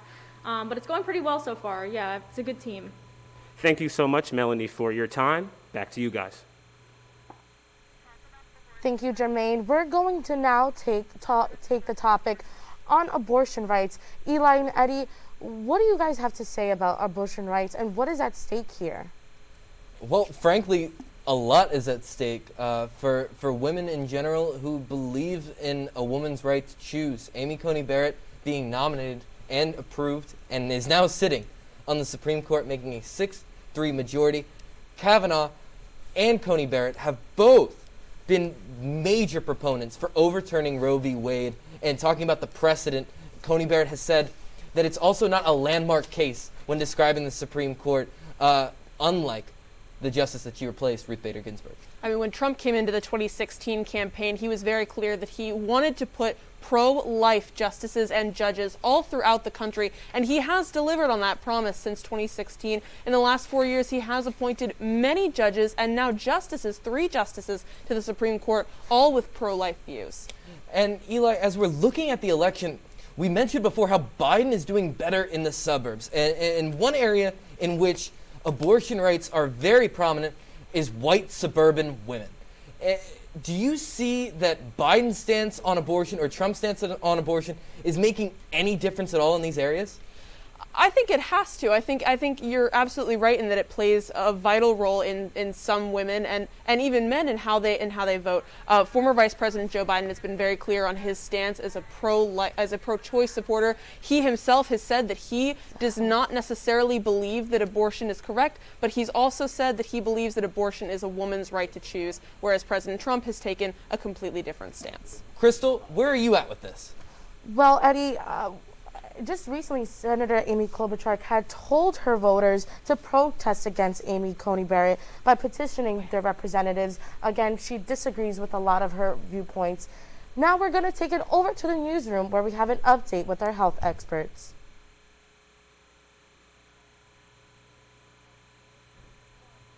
All right, thank you guys. Now I'm joined by Damali Ramirez, who is going to tell us a little bit about some breaking news that we have in Louisiana.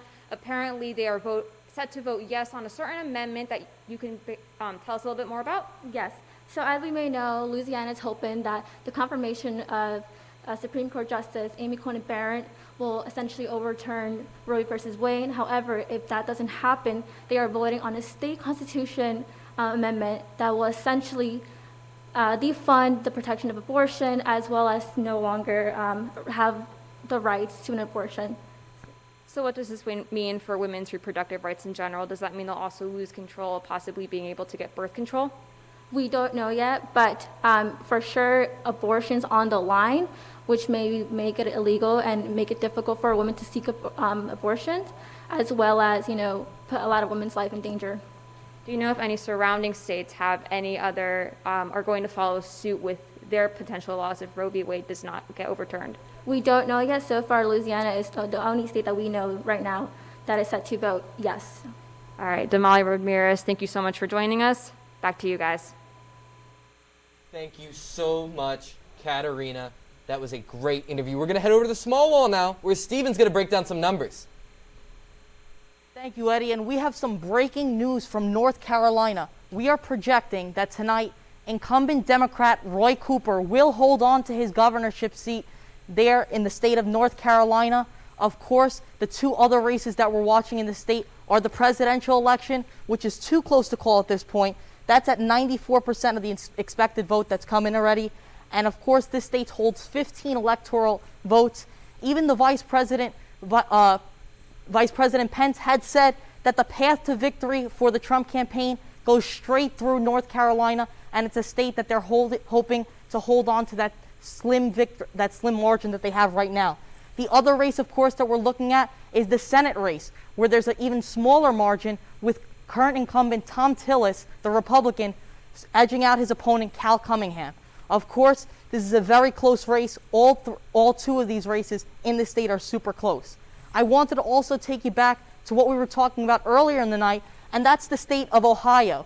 When we look to the state of Ohio, it has actually shifted from earlier in the night, where it was more in the former vice president's favor, but now has shifted toward President Trump, and he has a sizable lead by about 8 points. Of course, with 94% of the vote in, it is still too early to call. However, this has shifted and looks more like 2016 for this state. Of course, we're going to be watching other states throughout the night, like Wisconsin and Michigan, and all these states on the blue wall. But of course, now we're going to turn to Eli, where she'll have more information for us. Thank you so much, Stephen, for that update on the small wall. Let's continue the conversation, Eddie, with the discussion on North Carolina and Ohio, two very, very close races. No, you're absolutely right. Within 100,000 votes is right now is what the totals are at between Trump, who is leading by just a point in North Carolina, versus Biden, who trails by just a point. It is still anybody's contest here. And the districts that still have to come in are certainly the suburban areas just outside of Raleigh, Greensboro, and Charlotte. Can Trump hold on to the supporters that he had in 2016? And of course, we've been going back and forth between these three key states all evening: North Carolina, Georgia, Florida, with Trump pulling ahead just by a bit in Georgia and Florida, but North Carolina, such a close race, as is Ohio. Now, right now we have about 95% votes reporting in North Carolina. Do you think that it's possible that Biden could still turn this around and grab the last 5%? I would say that it is not out of the question. I would say that it is very 50-50. If I had to make a guess right now, I would probably say that Trump holds on to North Carolina and lives to fight another day in Pennsylvania. However, Crystal, I do want to hear what you have to say about this. Where are you at with North Carolina right now? Well, Eddie, it's still very close here, like you guys mentioned. Donald Trump has 50% leading, and right behind him is Joe Biden with 48%. And again, it could be anyone's call. And I think once we see the final numbers on North Carolina, we're going to see a reflection on how Ohio and Pennsylvania will also vote. Ohio being the neighboring state to Pennsylvania, and Ohio right now is leading Donald Trump with 53.2% and Joe Biden with 45%. So these three main states, we have North Carolina, Ohio, and Pennsylvania, again, crucial states that will depict how the rest of the night will look. Well, you mentioned the Midwest, Crystal, so let's head over to our Midwest correspondent, Amdalata Jassa.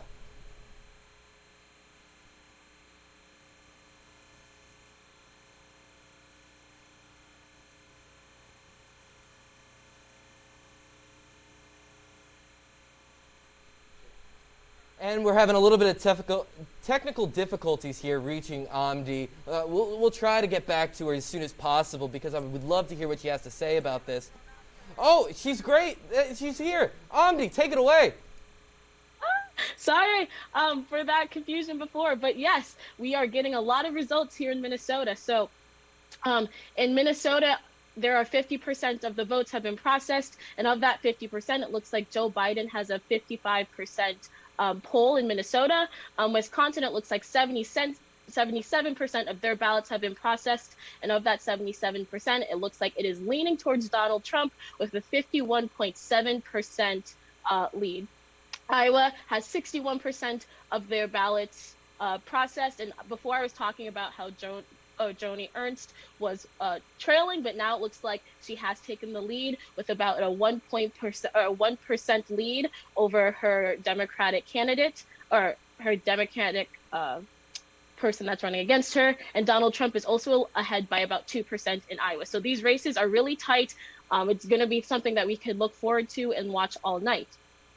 Speaking about the demographics of the states, I was really looking into the rural areas for both Minnesota and Wisconsin. Rural is, as we know, has been Donald Trump's base, and he's been really coming to Minnesota and Wisconsin to try to get to that base.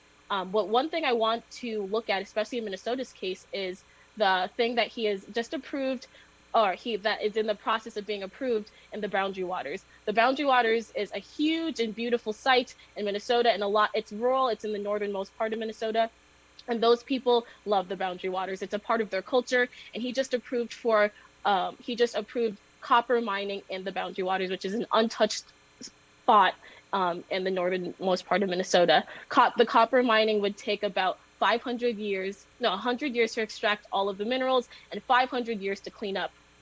Donald Trump has really run on the idea that he's going to bring back those jobs in both Minnesota and Wisconsin, and we're seeing that in Wisconsin as well. Wisconsin lost a lot of their manufacturing jobs due to outsourcing. You can see that trade with the trade war with China. So he and Joe Biden have both been really trying to get Minnesota and Wisconsin, and it looks like right now that Wisconsin is pulling more towards Donald Trump and Minnesota is pulling more towards Joe Biden. That is all for your Midwest update right now. I am Amdalata Dawson. Now back to you guys on the East Coast. Thank you, Amdalat, for that amazing update. Just to give a quick recap, Joe Biden's leading with 209 electoral votes and Donald Trump with 118. We're going to take it to a quick break. We will have more election coverage coming up next on Hofstra Votes Live. I'm Dr. Shelley Flace with today's tip for kids from the American Academy of Pediatrics. If you own firearms, it's your responsibility to make sure they're always stored safely. Hiding them in a closet or drawer is not enough. Kids know where they are. Research shows the risk of injury and death is lower if guns are stored unloaded and locked up, with the ammunition locked in a separate place. This is important when children are young, as well as when they grow into teenagers. For more, talk with your pediatrician or visit healthychildren.org.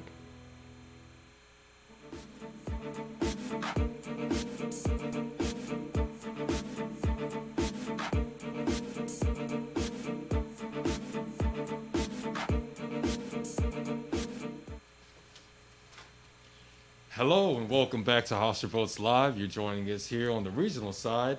Right now we are joined by Hofstra student Fawaz Hassan giving us the report from the Middle East. Fawaz, what is the update in the Middle East? Hi. So right now everything is quite tense. We're waiting with anticipation on what's going to happen. This is pretty much a global event. It's not just an American event. So we're all watching. And the general idea in what the news over here covers is practically foreign policy. And one of the main issues has been the sanctions in place on Iran, because there has been some hostility in our environment. So it's a very key issue with us. And another key issue that's not just political but personal as well, and to me, is Syria. I have a lot of Syrian friends, and when I call them just to check up on them, I can hear the gunshots in the background. So it's a very rough environment they're in, and we're in this sense. So we're really trying to see what the newly elected president will go and what he'll do in terms of foreign policy. And another issue that has come up this year specifically has been climate change. Usually the Middle East news doesn't really cover that. It's usually foreign policy, but having the Gulf states provide 31% of the world's oil, this is our means of income. It's our livelihood. So it's definitely a key issue for us, and we want to see how climate change could practically be a hopeful outlook for us, but it's quite uncertain at the same time. And overall, we're all watching with anticipation, sleepless nights. That's all I can say. And as an international student, what was it like in terms of travel restrictions for you during this tumultuous year? Oh, the uncertainty was very nerve-wracking. It was my first year traveling alone. I was scared as is, and then you have all of this, and you don't know what's going to happen to you. You know what I mean? So the uncertainty was very disturbing. And thank you again, Fawaz, for joining us tonight on Hofstra Votes Live. And now, more developments coming out of Pennsylvania with mail-in voting and people trying to restrict people to get to the polls. Let's go to our Pennsylvania correspondent, Lindsay Hill. Lindsay, can you update us with what's going on in Pennsylvania? Instances of voter suppression today in Pennsylvania. People in Northwest Philly have been confused over their polling places. It said that they had received, their polling location in September where they were supposed to go. And it showed that when they showed up to the polls, they were given the incorrect polling location. Then they were turned away from their polls. More scary things come in with Erie, Pennsylvania, as I mentioned earlier, with the open carry group wanting to bring their guns to monitor the polls, which is a clear tactic of voter suppression. A woman in Lancaster County attempted to set fire to a polling place today. It's unaware what side she's on, but all of these are very odd attempts at voter suppression coming up today. Governor Wolf says that we've had a pretty normal day for elections, but these few outliers make us all concerned.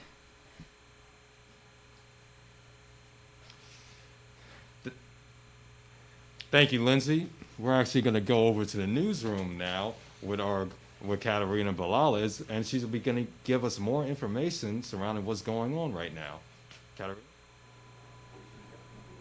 All right, thank you guys so much. Now, Emma DeSimone is back to join us again. This time we're going to be talking about voter suppression, specifically in New York, as well as here on Long Island. So, Emma, whether it's tonight or it has been in elections in the past, how has Long Island and New York seen voter suppression? Well, when it came to mail-in ballots, 100,000 voters in Brooklyn and Long Island got the wrong ballot with their wrong name. So they had to resend them back, or else if they sent them in, it wouldn't be counted. So have we seen any other major examples of voter suppression within the polls tonight in other states? Yes. So long lines have been prevalent throughout the nation, as well as burst pipes in Georgia, which is going to delay the voting, and throwing out the ballots in certain counties. Right, okay. Emma DeSimone, thank you guys so much. Now we're going to head back to regional.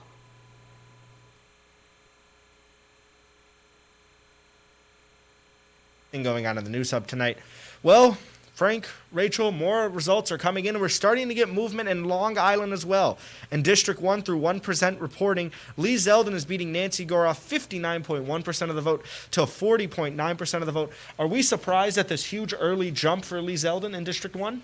There's almost a 20-point margin between the two. I expect it to be a little bit tighter, but Frank, what's your reaction?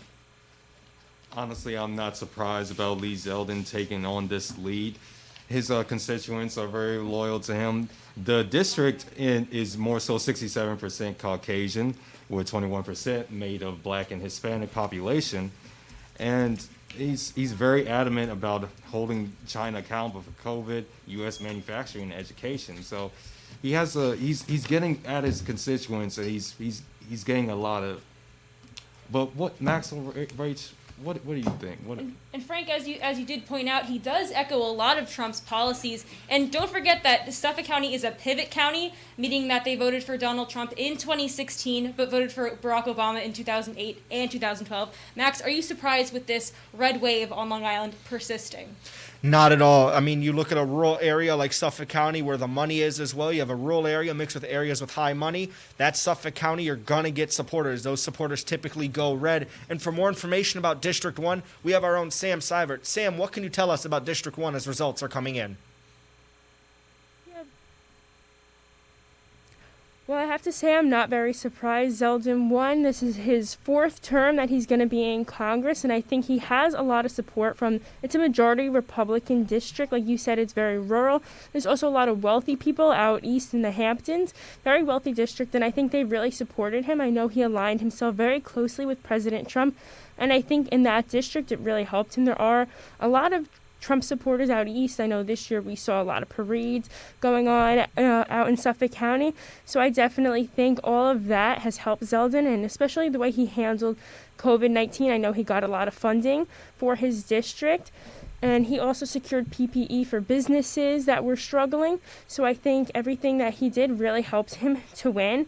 I know also some things he's focusing on in his next term. He wants to bring manufacturing back to the United States, especially during the pandemic, where so many people are out of work and are struggling to make ends meet. He really wants to bring manufacturing back to the United States, especially back to his county, which I think would definitely has helped him. So Max, Frank, Rachel, you guys have anything else to add? All right, Samantha, our Long Island correspondent, thank you so much for that analysis. Now moving on to the topic of voter suppression and intimidation, we're joined again by Dr. Roseanne Parati. Dr. Parati, how are you tonight? Starting off, when you talk about voter intimidation and suppression, is it worse this year than in previous elections?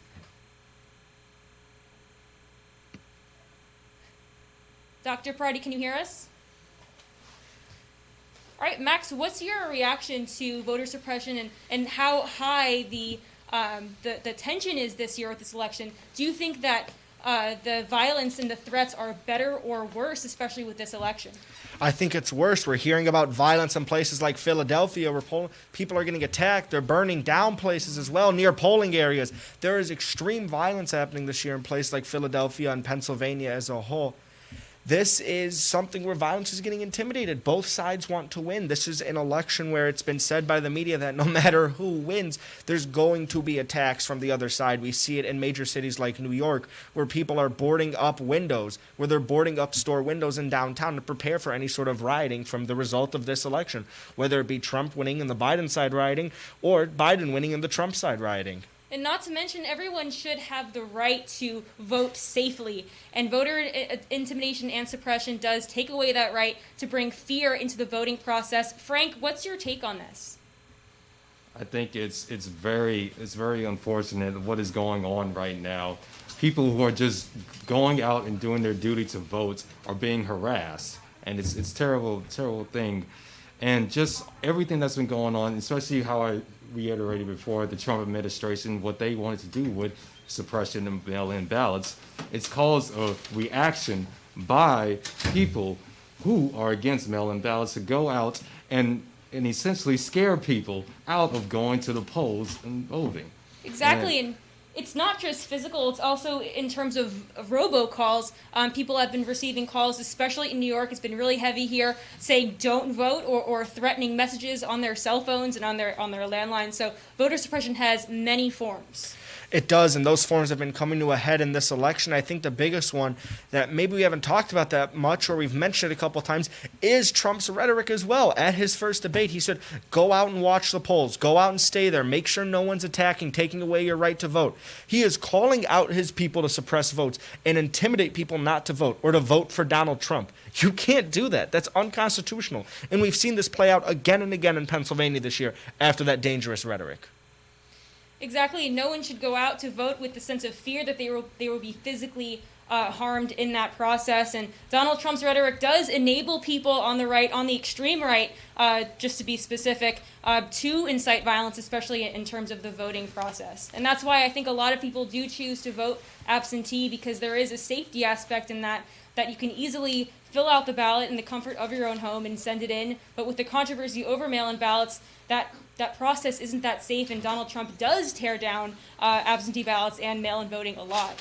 And we're seeing this issue in urban areas as well. Let's look at Baldwin, New York again. Baldwin, New York has 3 polling places: Baldwin Senior High School, the Hastings District Office, and also American Legion Post, all with 3 posts. Baldwin is a town of over 100,000 people in there.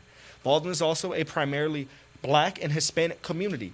Voter suppression takes its form, too, in not having enough polling places to vote. The average time to vote at these places was over an hour and a half, compared to Long Beach, where it was just 10 to 20 minutes to get your vote in, register, and get out. You can't have this. And to have this voter suppression, even today where people can get taken away, the right not to vote, the right that you might not get to vote because the line is too long, or that you're pushed away, it is too much to have, and it is not something we can have in the 21st century. All right, we're going to throw it to Dan in our mixing site, our New Jersey and Connecticut correspondent. Dan, what are you seeing? There is a huge story going on in New Jersey, one of the most competitive congressional House races in the country. Jeff Van Drew, a Republican who switched from Democratic to Republican Party in protest of Trump's impeachment against rising Democratic challenger Amy Kennedy. This is a huge, potentially game-deciding race for Republicans in New Jersey because District 2 down south is New Jersey's largest county. And you got to remember, this is something that, again, with Democrats maintaining control in New Jersey, Republicans need to find some sort of way to stay afloat, and keeping on to Jeff Van Drew's coalition that elected him as a Democrat could potentially retain him as a Republican. This is a huge win for Republicans potentially in New Jersey. And when you look at this county, they voted for President Trump narrowly, 50.6%. It's majority white with only small fragments of minority voters. Van Drew has a legit shot to win again, and this could be a very big surprise. It's an absolute toss-up. We don't know what's going on, and this could be big for Republicans in New Jersey. Back to you guys. And thank you very much once again to our New Jersey and Connecticut correspondent, Dan DeCrescenzo. Again, both New Jersey and Connecticut going blue, so not a surprise there. All right, we're going to go over to Crystal at our national anchor. We're just going to wrap up the night. It was a wild night covering regional elections, both races in Pennsylvania, Connecticut, New York, especially in New York City and Long Island. It's been a crazy night. A lot of unexpected races tonight, especially during this unprecedented year where politics has intersected with coronavirus, and it's been incredible to be here alongside both of you to cover this historic night. It has, Rachel, and you've also made it great. Frank, you too. It's been a pleasure to do this for everyone tonight. It's been amazing to have this experience with everyone, to have this, to be able to share our stories of the regional side, to share the story of the average Long Islander, the New York City girl, the Long Island kid, everyone, to present these stories and take it more. And all of this isn't possible without you going out to vote. And most importantly, I always say thank you to this, the behind-the-scenes people, our camera people, our producers, our everyone. We might look great on camera. You guys put us on air. We thank you so much for that. Our regional executive producers, Caitlin O'Brien and Jason Siegel, you guys made this happen along with everyone else. Thank you for all you've done. We've had so many mentors guiding us throughout this entire process as college students to put on this broadcast. Frank, do you have any closing words? Max, Rachel, I couldn't be more fortunate to be doing this with y'all tonight. It's such an historical event covering this election. But that will be all for Hofstra Votes Live coverage of the regional side of the 2020 election cycle. We'd like to thank everyone at the national desk for their hard work during this program, and we also like to extend a huge thank you to all the members of Hofstra Votes Live who worked both on and off the camera to make this show possible. Have a good night and stay safe. Now we're going to actually throw it to the national anchors, Crystal. Thank you, Regional Desk. I actually want to give this over to Eli. Eli, do you have any last-minute words? Well, first we're going to take a look at the decision desk for one final crunch of the numbers. For a final check-in here at the decision desk, I'm with head decision desk manager Faith. Faith, can you give us a quick wrap of the night thus far? Yeah, so as we're closing out the night, former Vice President Biden has 209 electoral votes, while President Donald Trump is at 118. This is obviously a very contentious electoral map and will run long into the night, as we see states like Ohio, North Carolina, Florida are still very, very much up in the air, and that will be coming along later in tonight. Now, with the fact that we have all these mail-in ballots that still have to get counted, we were only able to crunch the data from the in-person polling. What do you think that means, that now we have an election where we may not know the president for the next couple days at least? Well, my biggest advice would just be to stand by and keep watching, because these numbers are going to change as the days go on. That's just the nature of absentee ballots, and especially now that there's different rules in different states as to how long they can be counted. If there was one state whose results surprised you the most tonight, or whose lack of results surprised you, what would you say? I mean, Florida is obviously the one that comes to mind first. Florida is that one that everyone's watching. And the fact that with 99% reporting, there's still no call, you know, it makes me want to ask a lot of questions, for sure. Absolutely. Thank you so much, Faith. Now we're going to toss over to the newsroom. I'm ready. Hello, everybody. I am here with racial injustice expert Victoria Bell. Now, Victoria, what are Biden and Trump's plans for African Americans going forward? So starting with Trump, as we know, he's constantly claimed to have done more for the black community than even Abraham Lincoln. So what he's got going on for this upcoming election is what he calls a platinum plan, which is a $500 billion investment that's going to go towards the black community. Some things that he has in store is creating 3 million new jobs, as well as 500,000 black-owned businesses.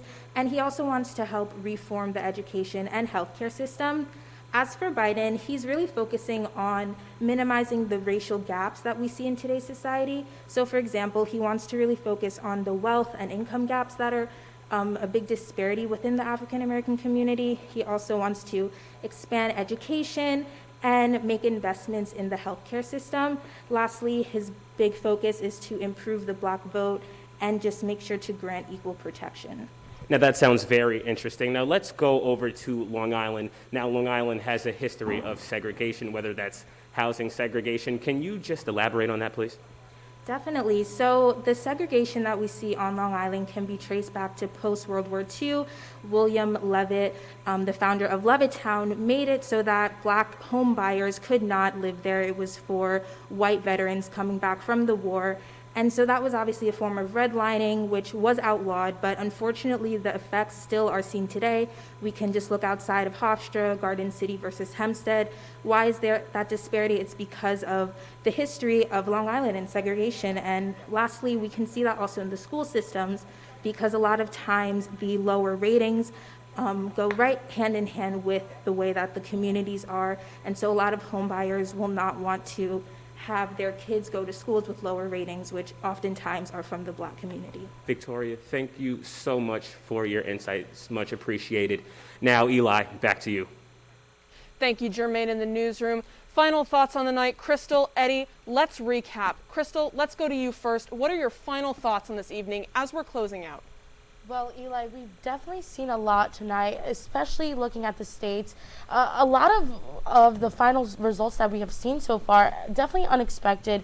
Right now, the electoral count is still 209 to 118, 209 belonging to Joe Biden in favor of being our next president. Eddie, what do you think about the states that we've seen tonight and the overall result? Well, I think if you want a better picture of this election, you're going to have to wait for Michigan and Wisconsin. But that's pretty much it. Eli, you are the senior at this table. I feel it's only just if you take us away. Well, that'll do it for tonight's coverage of Hofstra Votes Live, the 2020 election coverage. Thank you so much to the remarkable producers, tech crew, talent that helped make this evening possible, as well as the staff that spent months of their time putting this amazing production together in tandem with the Hofstra Chronicle. This has been Heat and WRHU Hempstead. Here on the National Desk has been Crystal Bermudez, Eddie Fitzgerald, and I'm Eli Finkelson. Have a great night.